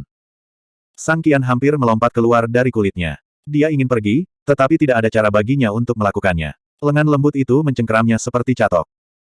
Dia menyaksikan dengan ngeri ketika 6 mulut yang menakutkan itu menempel di lehernya. Teguk, teguk, teguk. Darahnya dengan cepat tersedot. Sang Qian dengan cepat merasakan tubuhnya menjadi sedingin es. Perasaan mati rasa menyebar keluar dari lehernya, dan dia perlahan berhenti merasakan sakit. Untungnya, naluri bertahan hidupnya mengingatkannya untuk berjuang dengan semua yang dia miliki. Sayangnya, dia dengan cepat tumbuh semakin lemah. Dia menemukan dengan waspada bahwa lengannya mulai mengerut pada tingkat yang terlihat, dengan cepat menghilang sampai hanya lapisan tipis kulit yang melilit tulang. Kegelapan menelannya. Bab 487, Suksi Cixin. Beberapa saat kemudian, biarawati Taois yang puas membuang mumi Sang Qian ke samping. 6 mulut penghisap darahnya perlahan ditarik, kembali menjadi bibir merah yang lembut dan berkilau. Bisa jadi lipstik menodai bibir itu merah, tapi bisa juga darah. Biarawati Taois itu menjilat bibirnya dengan ekspresi mabuk. Esensi darah seorang pria muda rasanya sangat enak. Tapi sepertinya ada yang tidak beres. Mengapa rasanya dia kekurangan energi maskulin? Seharusnya tidak demikian. Dia memiliki yang begitu besar, bagaimana mungkin dia kurang? Dia berdiri di sana dalam keadaan linglung untuk sementara waktu, bingung tentang apa yang terjadi. Pada akhirnya, dia masih tidak bisa menebaknya. Lupakan, menemukan Zuan masih merupakan hal yang paling penting. Dia berbalik dan berubah menjadi nyamuk kecil yang tak terhitung jumlahnya. Awan hitam menghilang ke kejauhan. Beberapa saat kemudian, suara Sang Qian melayang dari dekat. Hah, suara itu datang dari sini sebelumnya. Kemana dia pergi? Setelah ayah dan putri klan Sang menghentikan Pei Mianman dan Zheng Dan, mereka menghibur mereka, berjanji akan terus membantu mereka menyelamatkan Zuan. Baru kemudian kemarahan mereka sedikit mereda. Sang Hong kemudian menjadi khawatir tentang keselamatan putranya. Mereka berada di kedalaman pegunungan, dan sangat mungkin dia akan bertemu dengan seseorang dari Sekte Iblis. Karena itu, mereka semua bergegas ke arah yang diambil Sang Qian. Mereka telah mencari-cari sebentar ketika mereka tiba-tiba mendengar jeritan menyedihkan, dan segera bergegas ke arah itu. Kelopak mata Sang Hong berkedut. Dia semakin khawatir. Tangisan kakakmu agak keras. Dia jelas dalam bahaya besar. Jika kita tidak segera menemukannya, mungkin sudah terlambat. Zheng Dan mengerutkan kening. Apa kamu yakin? Dia memiliki tingkat kultivasi yang baik. Dia harus bisa menahan dirinya bahkan jika dia bertemu dengan seseorang yang tangguh. Saya harap itu masalahnya, jawab Sang Hong, tetapi dia tidak bisa menghilangkan firasatnya. Sang Qian tiba-tiba menjerit. Apa yang salah? Semua orang bergegas ke tempat dia berada. Wajah Sang Qian pucat. Dia menunjuk ke samping. Ada mayat kering di sana. Mayat kering. Suara Sang Hong semakin rendah. Ada beberapa pemulung yang berkeliaran di kedalaman gunung ini. Tidak aneh jika ada mayat kering di sekitar area tersebut. Ayo cepat dan temukan kakakmu. Petik 2. Oke, Sang Qian mengangguk, dan melanjutkan pencariannya. Sang Hong berjalan ke tempat dia berdiri. Dia telah merencanakan untuk memberikan pandangan sekilas pada mayat itu, tetapi seluruh tubuhnya tiba-tiba bergetar, dan kakinya tampak menyerah. Zheng Dan dengan cepat mendukungnya. Tuan Sang, ada apa? Sang Hong mengarahkan jarinya yang gemetar ke mayat yang mengering. Itu, pakaian itu, bukankah mereka tampak agak akrab? Zheng Dan melihat ke atas, dan jantungnya tiba-tiba mulai berpacu. Mereka sepertinya seperti yang dikenakan Zuan sebelumnya. Wajahnya menjadi pucat. Tidak ada hal lain di pikiran Sang Hong. Dia berlutut dan mengangkat mayat itu. Ketika dia melihat wajah mayat itu, dia berteriak kesakitan. Semburan darah menyembur keluar dari mulutnya. Meskipun Sang Qian telah tersedot kering sampai hanya kulit dan tulang yang tersisa, dia masih bisa samar-samar melihat penampilannya. Zheng Dan melihatnya juga. Dia lega bahwa itu bukan Zuan, tetapi dia tidak bisa menahan perasaan sedih, mengetahui bahwa itu adalah Sang Qian. Bagaimanapun, mereka telah bertunangan untuk sementara waktu, dan mereka memiliki banyak percakapan sebelumnya. Meskipun dia membenci kenyataan bahwa dia terus menargetkan Zuan, melihat dia menemui akhir yang tragis meninggalkannya dengan jaringan emosi yang rumit. Sang Qin kembali ketika dia menyadari ada sesuatu yang salah. Dia juga melihat wajah mayat dengan jelas dan menangis sedih. Wajahnya benar-benar pucat. Dia tidak akan pernah membayangkan bahwa kakaknya yang kuat dan bersemangat akan berakhir seperti ini. Pei Mianman berjalan mendekat. Dia mengerutkan kening ketika melihat penampilan Sang Qian. Dia belum pernah melihat kematian seperti itu sebelumnya. Siapa yang melakukan ini? Sang Hong berkata dengan gigi terkatup. Kebencian membakar jauh di dalam tulangnya dan merembes keluar melalui matanya. Sang Qian adalah putra satu-satunya. Tidak mungkin dia bisa menghasilkan yang lain, mengingat usianya. Dengan kematian Sang Qian, dia tidak memiliki penerus lagi. Dalam sekejap, semua usahanya dalam hidup ini tampak sama sekali tidak berarti. Bahkan selama di penjara, dia tetap mempertahankan akalnya tentang dia. Dia yakin bahwa dia akan mampu bangkit kembali. Namun, tidak peduli berapa banyak skema yang bisa dia buat, dia masih tidak berdaya ketika harus membawa putranya kembali. Satu-satunya hal yang membuatnya bertahan sekarang adalah keinginannya untuk membalas dendam. Dia harus membunuh orang yang telah membunuh putranya. Pei Mianman menjawab, kami tidak melihat siapapun ketika kami melihat-lihat sebelumnya. Diam-diam dia bersyukur bahwa dia dan Zeng dan telah bertahan dengan mereka selama ini. Jika tidak, mengingat permusuhan mereka sebelumnya, Sang Hong mungkin akan mengejar mereka. Ayah, Sang Qin segera berjalan untuk mendukungnya, matanya dipenuhi air mata. Dia juga sedih melihat kakaknya meninggal begitu menyedihkan. Dengan susah payah, Sang Hong mengesampingkan kesedihannya. Tubuhnya gemetar saat dia berlutut di samping mayat putranya dan mulai memeriksa penyebab kematiannya. Pada saat ini, dia bukan lagi gubernur kota Brightmoon yang licik dan tak terduga. Sebaliknya, dia hanyalah penatua yang menyedihkan dan berduka. Sang Qin membantu ayahnya keluar. Tangannya gemetar saat mereka mengulurkan tangan untuk menyentuh mayat kakaknya, meskipun tidak jelas apakah itu karena kesedihan atau kemarahan. Mereka berdua memeriksa mayat itu sebentar, lalu Sang Qin berkata dengan bingung, Ayah, aku tidak melihat ada luka di tubuh kakak. Luka kecil di leher Sang Qian sulit dideteksi, karena hanya ada lapisan kulit yang menutupi tulangnya. Kenapa tidak ada luka? Sang Hong bergumam pada dirinya sendiri. Dia juga tidak mengerti bagaimana putranya meninggal. Dari kejauhan, mereka mendengar suara derap kaki kuda, semakin dekat. Sang Hong mengangkat kepalanya. Apakah para penyerang telah kembali? Bahkan Pei Mianman dan Zeng dan menjadi penasaran. Mereka berada di hutan belantara, mengapa ada orang berkuda? Mereka mendongak dan dibutakan oleh hamparan cahaya kuning yang berkilauan. Hanya ketika mereka menyipitkan mata mereka melihat bahwa itu memang sekelompok pasukan kavaleri, dan kebanyakan dari mereka mengenakan baju besi emas. Ekspresi mereka sangat serius. Zeng dan menghela nafas kagum. Tentara jubah merah klan Chu tampak baginya sebagai elit dari para elit, tetapi tekanan yang diberikan oleh pasukan kavaleri ini bahkan lebih kuat daripada tentara jubah merah. Ekspresi Sang Hong berubah. Tentara harimau cerah. Harimau cerah. Kebingungan Zeng dan tampak jelas. Pei Mianman juga terkejut, tetapi dengan cepat menjelaskan, kamu bukan dari ibu kota, jadi kamu mungkin tidak tahu tentang ini. Pasukan harimau cerah adalah pasukan pribadi putra surga. Mereka beroperasi secara ketat di bawah komando tunggal kaisar. Zeng dan terkejut. Apakah kamu mengatakan bahwa kaisar telah datang secara pribadi? Sang Qin menggelengkan kepalanya. Belum tentu. Mengingat bagaimana keadaannya sekarang, bagaimana mungkin yang mulia meninggalkan ibu kota? Dia mungkin mengirim ajudan terpercaya. Petik 2. Ketika pasukan ini mendekat, mereka akhirnya bisa melihat penampilan orang-orang di depan. Selusin pria di bagian paling depan bersulam unicorn di pakaian mereka, dan mengenakan topeng logam yang keras. Ini adalah gambar yang mereka tidak bisa lebih mengenalnya. Utusan bordir. Pikiran yang sama terlintas di benak mereka pada saat yang bersamaan. Yang lebih mengejutkan adalah bahwa utusan bersulam ini mengenakan pakaian dengan warna yang berbeda dari orang-orang yang mengawal mereka sebelumnya, dan sepertinya terbuat dari bahan yang lebih berkualitas. Orang-orang ini pasti peringkatnya lebih tinggi. Yang paling mengejutkan, pakaian pria di paling depan berbeda dari yang lain. Pakaiannya diwarnai merah tua, dan desain pada pakaiannya ditenun dari sutra emas.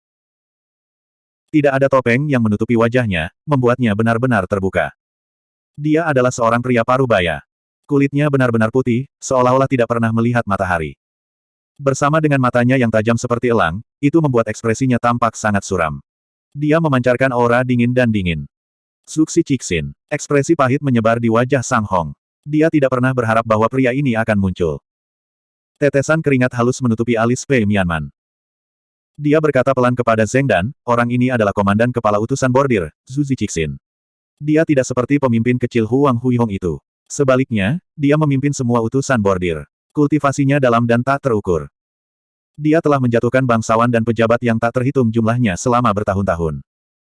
Penampilannya bahkan bisa membuat anak-anak berhenti menangis di malam hari. Suara seorang wanita yang jelas dan lembut berbicara. Manusia. Pei Mianman memandang ke arah kelompok itu dengan tidak percaya.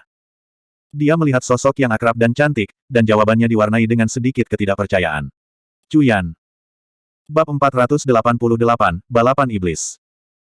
Ini adalah wanita cantik dengan gaun panjang berwarna biru es. Rambut panjang berkibar di belakang sosoknya yang indah. Siapa lagi ini selain Cu Cuyan? Ada terlalu banyak orang sebelumnya, dan mereka semua mengenakan helm yang mempesona, jadi tidak ada yang memperhatikannya. Zheng Dan menghela nafas dalam hati ketika dia melihat penampilannya yang luar biasa. Tidak heran Ah Su rela mengorbankan dirinya untuk klan Chu. Tapi memikirkan kembali, dia juga menawarkan dirinya ke Sekte Iblis demi dirinya, dan dia melindunginya dengan menempatkan dirinya dalam risiko berkali-kali. Ini membuatnya tersenyum hangat. Sang Qin menatap wanita bergaun panjang itu dalam keadaan pingsan. Dia mendengar tentang kecantikannya sepanjang waktu di ibu kota. Benar saja, ketika dia benar-benar bertemu orang ini, dia adalah wanita yang sangat cantik.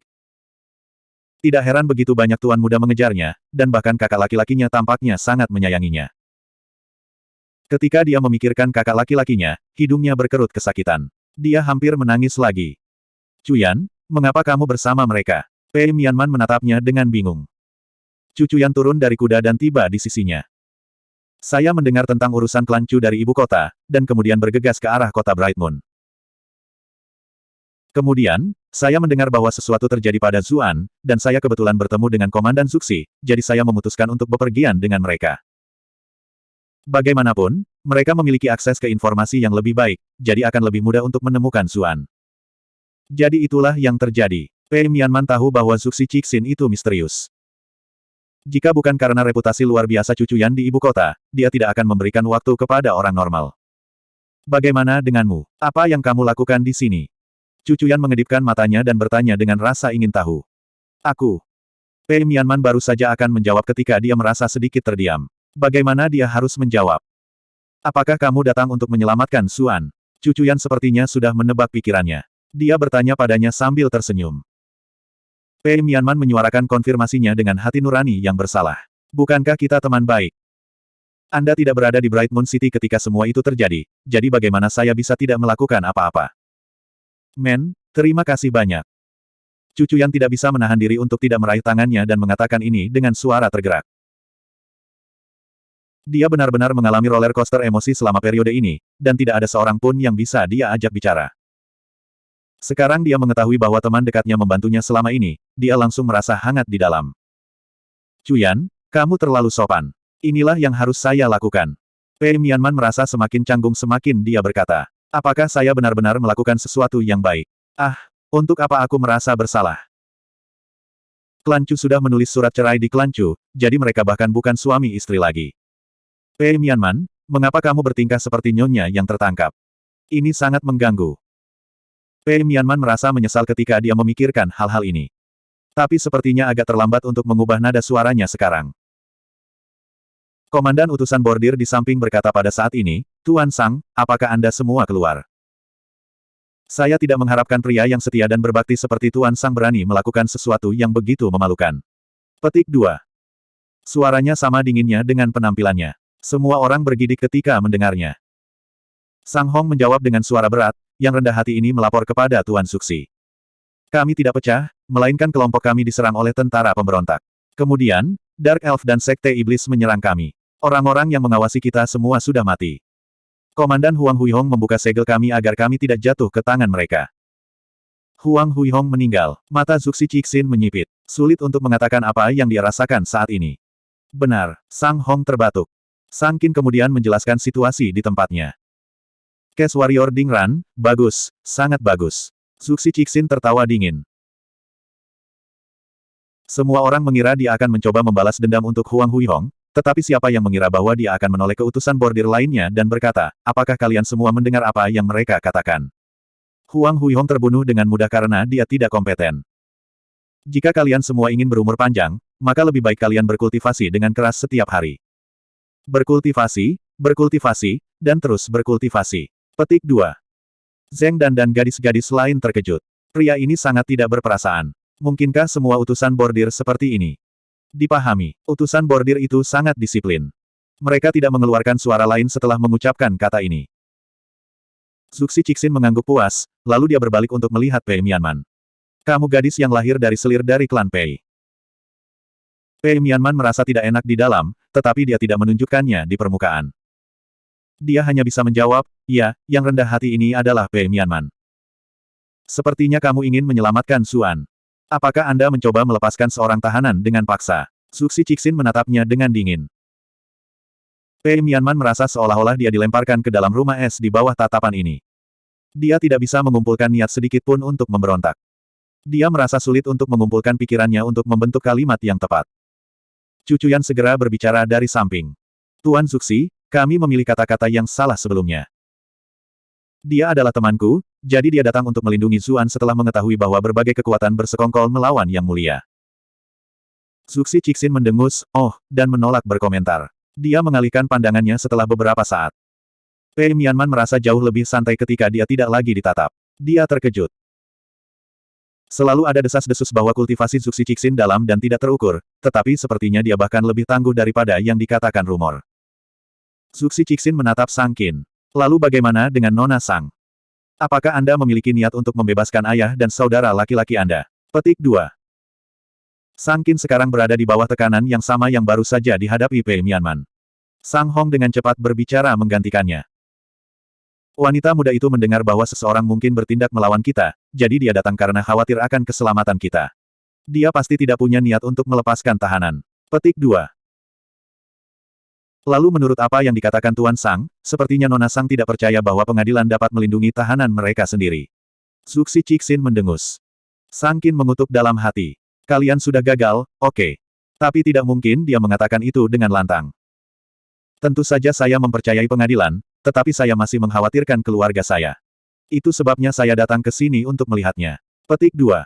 Apapun, saya tidak akan mengorek lebih jauh dengan pertimbangan bahwa ini karena berbakti. Zuxi Cixin menatap Sang Hong dengan dingin. Tuan Sang, apakah Anda akan mengikuti kami dengan patuh, atau Anda akan menentang kami? Wajah Sang Hong memucat. Dia segera menangkupkan tangannya dan berkata, saya tidak berani menyusahkan Panglima. Aku diam-diam akan membiarkan diriku ditangkap. Namun, sebelum ini, Tuan tolong bantu saya membalas dendam untuk putra saya. Petik 2. Dia memahami situasinya saat ini dengan baik. Dia terluka parah, dan bahkan jika dia dalam performa terbaik, dia bukan tandingan lawan yang begitu kuat. Karena itu, tidak mungkin dia memiliki pikiran untuk membalas dendam.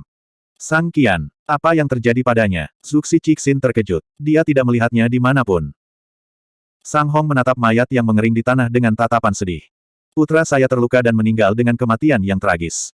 Sayangnya, saya bahkan tidak tahu siapa pembunuhnya. Zuxi Cixin memperhatikan mayat di semak-semak saat ini. Matanya menyipit, dan kemudian dia melompat dari kudanya. Dia berjongkok di dekat mayat itu dan memeriksanya. Pada akhirnya, dia berkata dengan suara serius, ini dilakukan oleh ras darah. Perlombaan darah. Sang Hang tertegun, tetapi dia dengan cepat bereaksi. Bukankah ras darah sudah lenyap selama berabad-abad setelah kekalahan mereka? Zuxi Cixin memeriksa luka di lehernya dan berkata dengan suara serius, sepertinya Kaisar Iblis belum sepenuhnya menyerah untuk dikalahkan. Dia mulai berterhadap tanah kami sekali lagi. Ekspresi para wanita di sini semuanya tercengang. Mereka adalah siswa berbakat dari akademi masing-masing, jadi mereka secara alami menyadari sejarah terkait. Di masa lalu, ketika manusia bertarung melawan ras asing, yang disebut ras asing sebenarnya adalah ras Fin. Di mata orang normal, iblis, elf, dark elf, beastman, dan bahkan naga semuanya secara kolektif dikenal sebagai ras Fin. Tetapi pembudidaya dari klan terkemuka tahu bahwa ras ini dan ras pure Fin berbeda. Ras Fin adalah yang paling kuat, sementara ras ini semua mengikuti Kaisar Fin. Di dunia ini, semua jenis hewan, tumbuhan, dan bentuk kehidupan lainnya memiliki kesempatan untuk berkultivasi dan menjadi iblis. Bahkan beberapa benda mati, jika diberi kesempatan, bisa menjadi iblis dan berubah menjadi bentuk manusia. Tentu saja, ini adalah iblis non-bawaan. Sangat sulit bagi mereka untuk berhasil. Ada kelompok lain dari ras Fin yang lahir alami yang tidak perlu berkultivasi untuk menjadi iblis, dan kekuatan dalam darah mereka sudah cukup untuk melahirkan tubuh berbentuk manusia. Ras darah adalah cabang unik dari ras Fin. Sifat utama mereka adalah mereka bertahan hidup melalui penghisapan darah. Bentuk aslinya bermacam-macam, seperti kelelawar, lintah, dan nyamuk. Bahkan iblis besar lainnya dalam ras Fin takut pada mereka. Bab 489, Menang-menang. Sang Hong sangat patah hati. Tidak ada darah buruk antara putraku dan ras darah, mengapa mereka membunuhnya? Zuxi Cixin menjawab, anggota ras darah membunuh tanpa alasan. Lupakan manusia sejenak, bahkan jika mereka bertemu dengan iblis yang terisolasi, sifat haus darah mereka akan mendorong mereka untuk membunuh. Petik 2. Sang Hong akhirnya mengerti apa yang terjadi. Itu hanya nasib buruk bahwa putranya kebetulan bertemu dengan seseorang dari ras darah. Tapi mengapa seseorang dari ras darah muncul di sini? Sang Qin bertanya sambil menggigit bibir merahnya. Mereka mungkin tidak ingin Yang Mulia mendapatkan kehidupan abadi. Karena Kaisar Iblis telah bergerak, saya perlu menghubungi Yang Mulia secepat mungkin, kata Zuxi Cixin. Sang Hong menjawab, saya ingin membalaskan dendam putra saya terlebih dahulu sebelum saya menyerahkan diri. Saya harap Tuan Zuxi dapat menunjukkan kelonggaran kepada saya. Petik 2. Tidak, jawab Zuxi Cixin dengan dingin. Aku bertugas menangkap kalian semua dan membawa kalian ke pengadilan, dan aku tidak bisa membiarkan kalian pergi. Selain itu, kamu terluka parah sekarang, dan kamu tidak akan menjadi tandingan si pembunuh bahkan jika kamu bertemu dengan mereka. Anda hanya akan membuang hidup Anda. Pria, kunci dia. Petik 2. Dalam sekejap, tangannya diikat dengan rantai khusus. Saat dia merasa kinya ditahan, Sang Hong tahu bahwa semua harapan balas dendam hilang, dan kesedihan menguasainya. Ayah. Sang Qin melihat air mata di mata ayahnya. Di dalam hatinya, ayahnya selalu menjadi sosok yang heroik. Dia selalu sangat tajam, dan berada di dekatnya selalu memberinya perasaan aman. Kapan dia pernah melihatnya begitu tidak berdaya? Zuxi Cixin mengerutkan kening ketika dia melihat kesedihan pada ayah dan anak perempuannya. Tuan Sang, tidak perlu khawatir. Karena monster ras iblis telah muncul, aku akan membantumu menyingkirkan mereka jika kita bertemu dengan mereka. Rasa syukur menggenang di dalam Sang Hong. Terima kasih, Tuan Zuxi. Zuxi Cixin mengangguk, lalu memerintahkan anak buahnya untuk mengikat Zeng dan juga. Dia jelas telah melakukan pekerjaan rumahnya, dan tahu bahwa dia adalah menantu perempuan dari klan Sang dan salah satu tahanan yang telah ditahan. Zeng dan tahu bahwa perlawanan itu sia-sia di hadapan begitu banyak pembudidaya. Tidak ada yang bisa dia lakukan selain melirik Pei Mianman dan Cucuyan. Ada beberapa hal yang tidak bisa dia katakan. Pei Mianman tersenyum. Dia tahu apa yang dia pikirkan, dan mengiriminya transmisi suara. Jangan khawatir, kami pasti akan menyelamatkan Ah Su. Zeng dan menghela nafas lega. Bibirnya gemetar saat dia diam-diam berkata, terima kasih. Pei Mianman mengangguk ke arahnya. Ada apa dengan Zuan? Bagaimana dia bisa membuat begitu banyak gadis peduli padanya? Bahkan saya di sini mencoba untuk menenangkan istrinya, demi dewa. Setelah mengamankan kedua penjahat itu, Zuxi Cixin bertanya, di mana Zuan? Dia ditangkap oleh santo wanita dari Sekte Iblis dan 8 soliter mereka. Dia berada di penginapan kota terdekat sebelumnya. Upaya kami sebelumnya untuk membebaskannya gagal, jadi saya tidak tahu seperti apa situasinya sekarang, jawab Pei Mianman.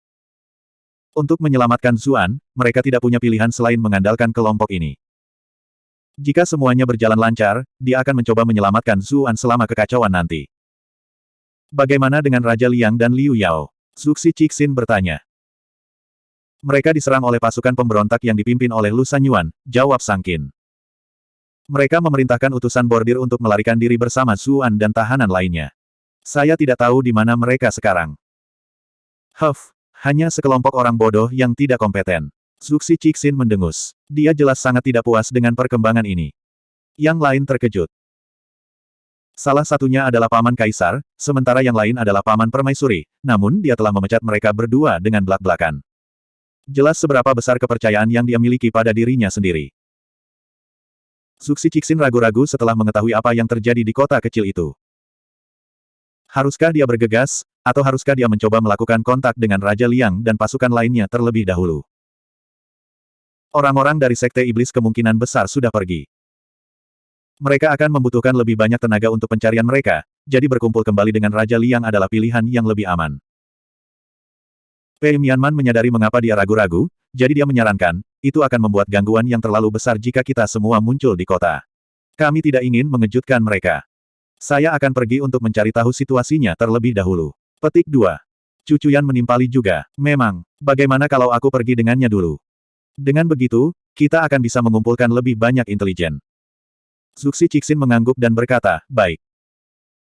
Tentu saja, jika Anda membebaskan Zuan dan melarikan diri sendiri, klan Chu dan klan Pei akan didakwa dengan kejahatan.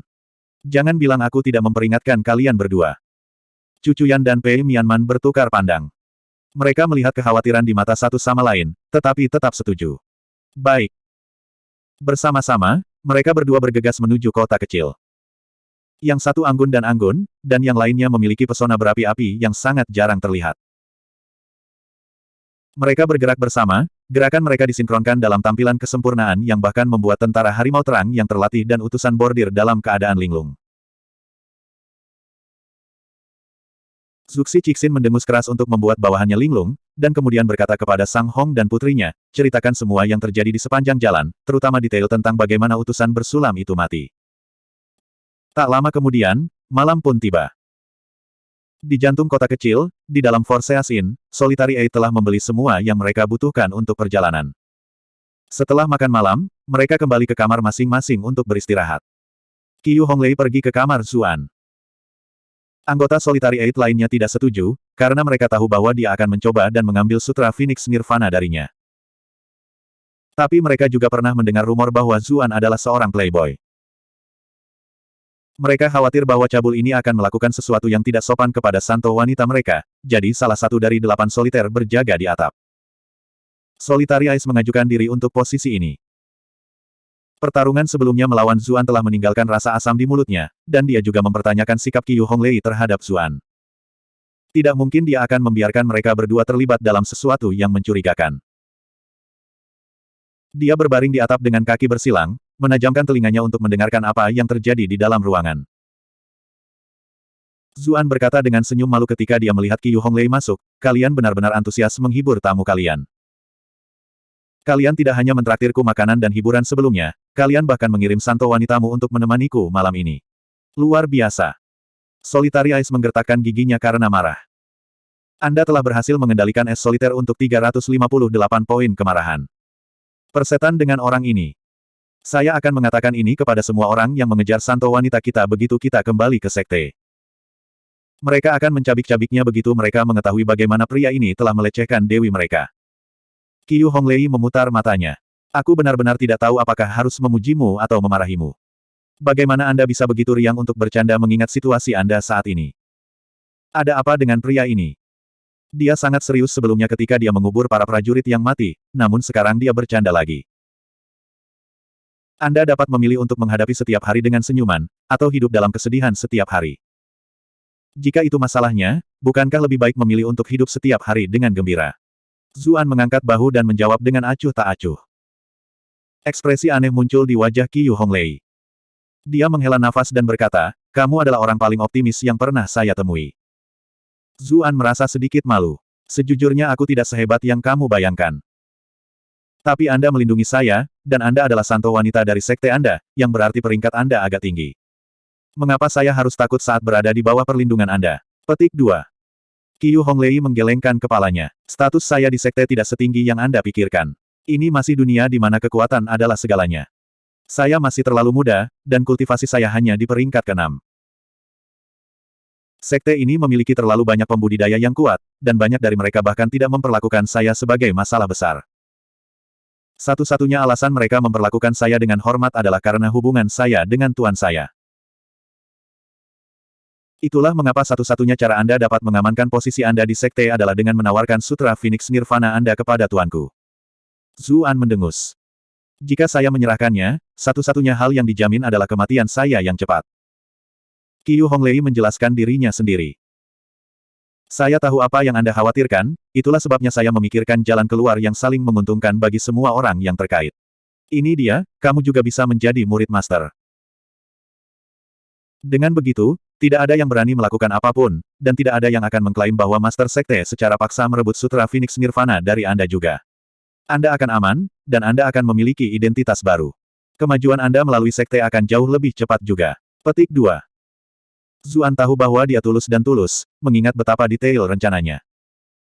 Dia tidak seperti yang lain, yang mengolesinya hanya agar dia menyerahkan Sutra Phoenix Nirvana kepada mereka. Namun, Meskipun dia tergerak, dia masih tidak punya niat untuk bergabung dengan Sekte Iblis. Karena itu, dia berkata sambil tertawa, Tuan Sektemu pasti cabul. Apa? Qiu Honglei tercengang. Kenapa kamu tiba-tiba mengatakan sesuatu seperti itu? Zuan menjawab, kenapa lagi dia mau mengambil wanita cantik sepertimu sebagai muridnya? Wajah Qiu Honglei benar-benar merah. Apa yang kamu katakan? Tuanku adalah seorang wanita. Bab 490, Kejutan. Anda telah berhasil mengendalikan Qiu Honglei untuk 233 poin kemarahan. Jelas bahwa dia sangat menghormati tuannya, dan kesal dengan penggambaran kasar Zuan tentang tuannya. Apa? Seorang wanita? Zuan segera menjadi jauh lebih tertarik. Saya bangun sekarang. Berapa umur tuanmu? Apakah dia cantik? Apakah dia pernah menikah sebelumnya? Zuan membombardirnya dengan serangkaian pertanyaan tanpa akhir.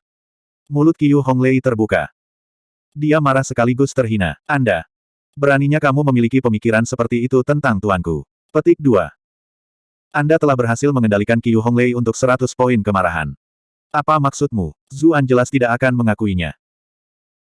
Bukankah kamu yang mengundang saya untuk bergabung dengan sekte Anda, namun Anda bahkan tidak bisa memberitahu saya informasi dasar seperti itu. Bagaimana tawaranmu bisa dianggap tulus? Qiu Honglei hampir pingsan. Pria ini terus berlari mengelilinginya. Namun, kata-katanya juga masuk akal. Zuan akan belajar tentang hal-hal ini cepat atau lambat, jadi sebaiknya dia memberitahunya terlebih dahulu, sebagai ekspresi ketulusannya. Karena itu, dia berkata, saya tidak tahu persis berapa usia tuan saya. Dari penampilannya saja, dia bisa jadi kakak perempuanku, tapi aku yakin dia jauh lebih tua. Penampilan guru. Tentu saja dia sangat cantik, tetapi tidak banyak orang yang melihat penampilan aslinya. Apakah Anda akan memiliki kesempatan itu atau tidak akan tergantung pada keberuntungan Anda? Mengenai pernikahan, sejauh yang saya tahu, tuan saya belum pernah menikah sebelumnya. Dia selalu tetap lajang. Namun, dia sepertinya selalu memikirkan seseorang. Zuan menghela nafas setelah mendengar deskripsinya. Aku tiba-tiba memiliki keinginan untuk bertemu dengan tuanmu sekarang, terutama setelah mendengar semua yang kamu katakan. Meski begitu, tuanmu masih cabul. Petik 2. Qiu Honglei mengerutkan kening. Kenapa kamu mengatakan itu lagi? Anda telah berhasil mengendalikan Qiu Honglei untuk 135 poin kemarahan. Zuan tertawa. Tidak hanya pria yang bisa menjadi cabul. Kenapa lagi dia menerima pria yang menawan, tampan, percaya diri sepertiku sebagai muridnya? Qiu Honglei sejenak terdiam. Sementara itu, di atap, Solitary Eyes mencibir. Kurasa aku terlalu khawatir. Mengingat sifat anak nakal ini, dia akan menemui akhir yang tragis bahkan tanpa aku mengangkat jari. Qiu Honglei dengan cepat berkata, ada sesuatu yang harus kuperingatkan padamu. Anda benar-benar tidak bisa membiarkan mulut Anda berjalan di depan tuanku. Guru sangat ketat. Dia mengutuk mereka yang melanggar aturan sekte untuk dieksekusi. Jika Anda menyinggung perasaannya, saya tidak akan bisa menyelamatkan Anda.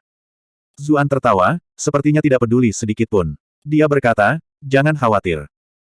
Dia mungkin seperti itu kepada orang lain, tapi tidak mungkin dia akan memperlakukanku seperti itu. Qiu Honglei hanya menatap. Dia bahkan tidak tahu harus berkata apa lagi. Mengapa dia tampak sangat membutuhkan keledai yang baik hari ini? Oh, benar. Bagaimana hubunganmu dengan orang Lu Sanyuan itu? Saya pikir dia adalah master sekte Anda pada awalnya, Zuan bertanya dengan rasa ingin tahu. Qiu Honglei menjawab, dia adalah junior master sekte, serta paman bela diri saya. Solitaire Eyes menggelengkan kepalanya. Lady Sein benar-benar memberitahu pria ini segalanya. Apa yang dilakukan pria ini untuk membuatnya berperilaku seperti ini? Semua wanita tidak bisa diandalkan. Mereka biasanya sangat keren dan elegan, tetapi mereka menjadi gila begitu bertemu dengan pria yang mereka sukai. Saya akan melaporkan ini kepada Master Sekte setelah kami kembali dengan pasti. Wanita ini akan menjadi akhir dari kita suatu hari nanti. Dia harus memberitahu saudara-saudaranya kembali di sekte untuk menghentikan bootlicking mereka juga. Gadis impian Anda sudah memiliki seorang pria. Tidak peduli berapa banyak jilatan yang Anda berikan, Anda tidak akan mendapatkan imbalan apapun. Dua di dalam terus mengobrol, tidak menyadari dia dan pikirannya. Zuan menghela nafas. Apa nama sektemu sebenarnya? Mengapa orang-orang di dunia ini menyebut sekte Anda sekte iblis? Apakah kalian ada hubungannya dengan ras iblis? Dia tidak bisa tidak memikirkan Yun Yuking. Jika mereka terkait, maka mereka mungkin saja akur. Qiu Honglei menggelengkan kepalanya. Kami tidak ada hubungannya dengan ras iblis.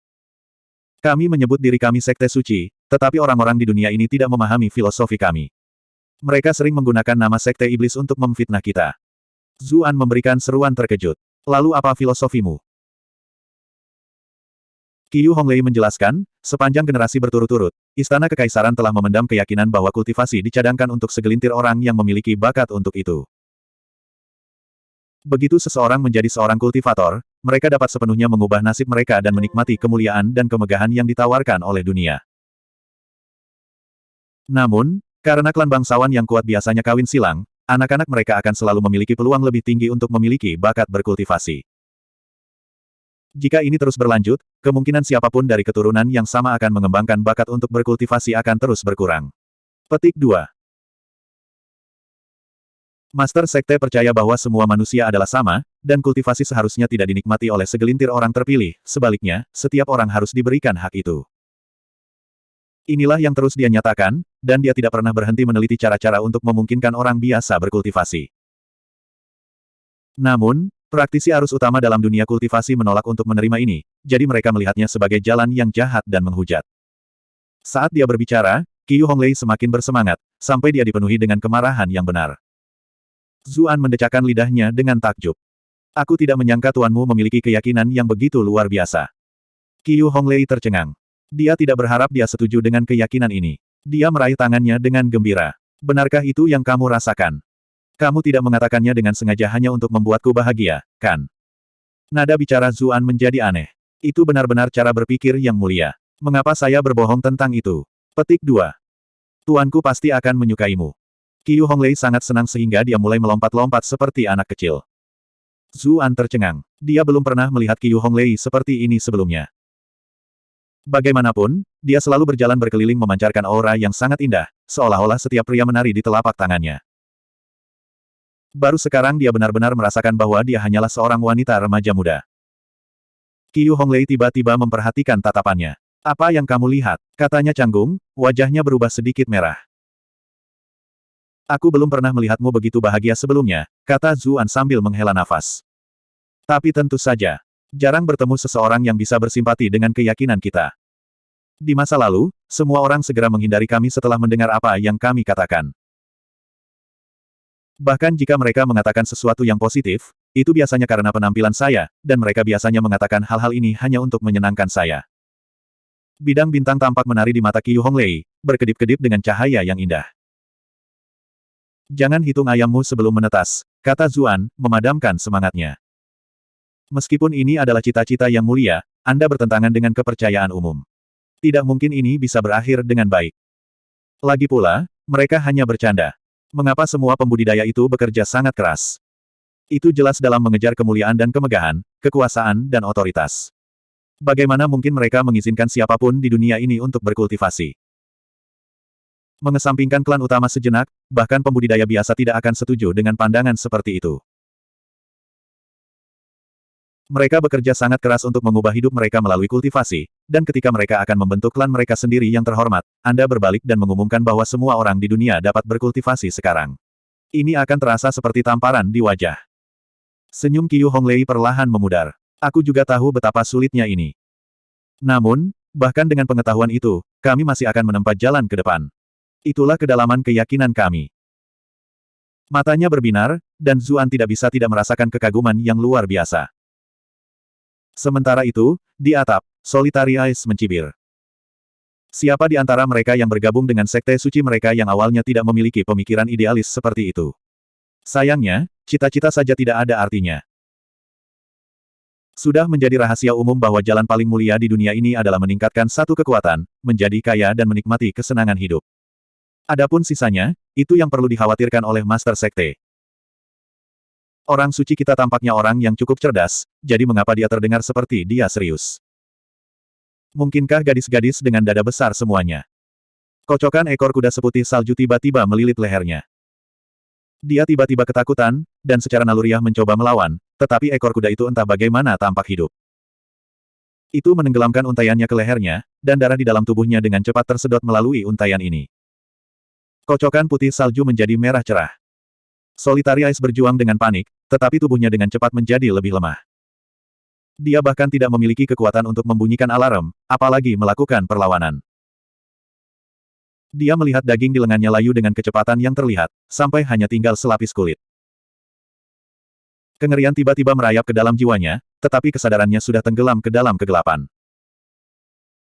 Sesaat kemudian, seorang biarawati Daois yang menggoda muncul di atap. Dia menyingkirkan pengocok ekor kuda. Warnanya berangsur-angsur terkuras dari pengocok, memasuki tubuhnya melalui pegangan. Rasa darah benar-benar nikmat. Biarawati Taois itu memiliki ekspresi mabuk di wajahnya. Dia melihat ke bawah, kilatan berbahaya berkedip di matanya. Sepertinya aku menangkap ikan besar kali ini.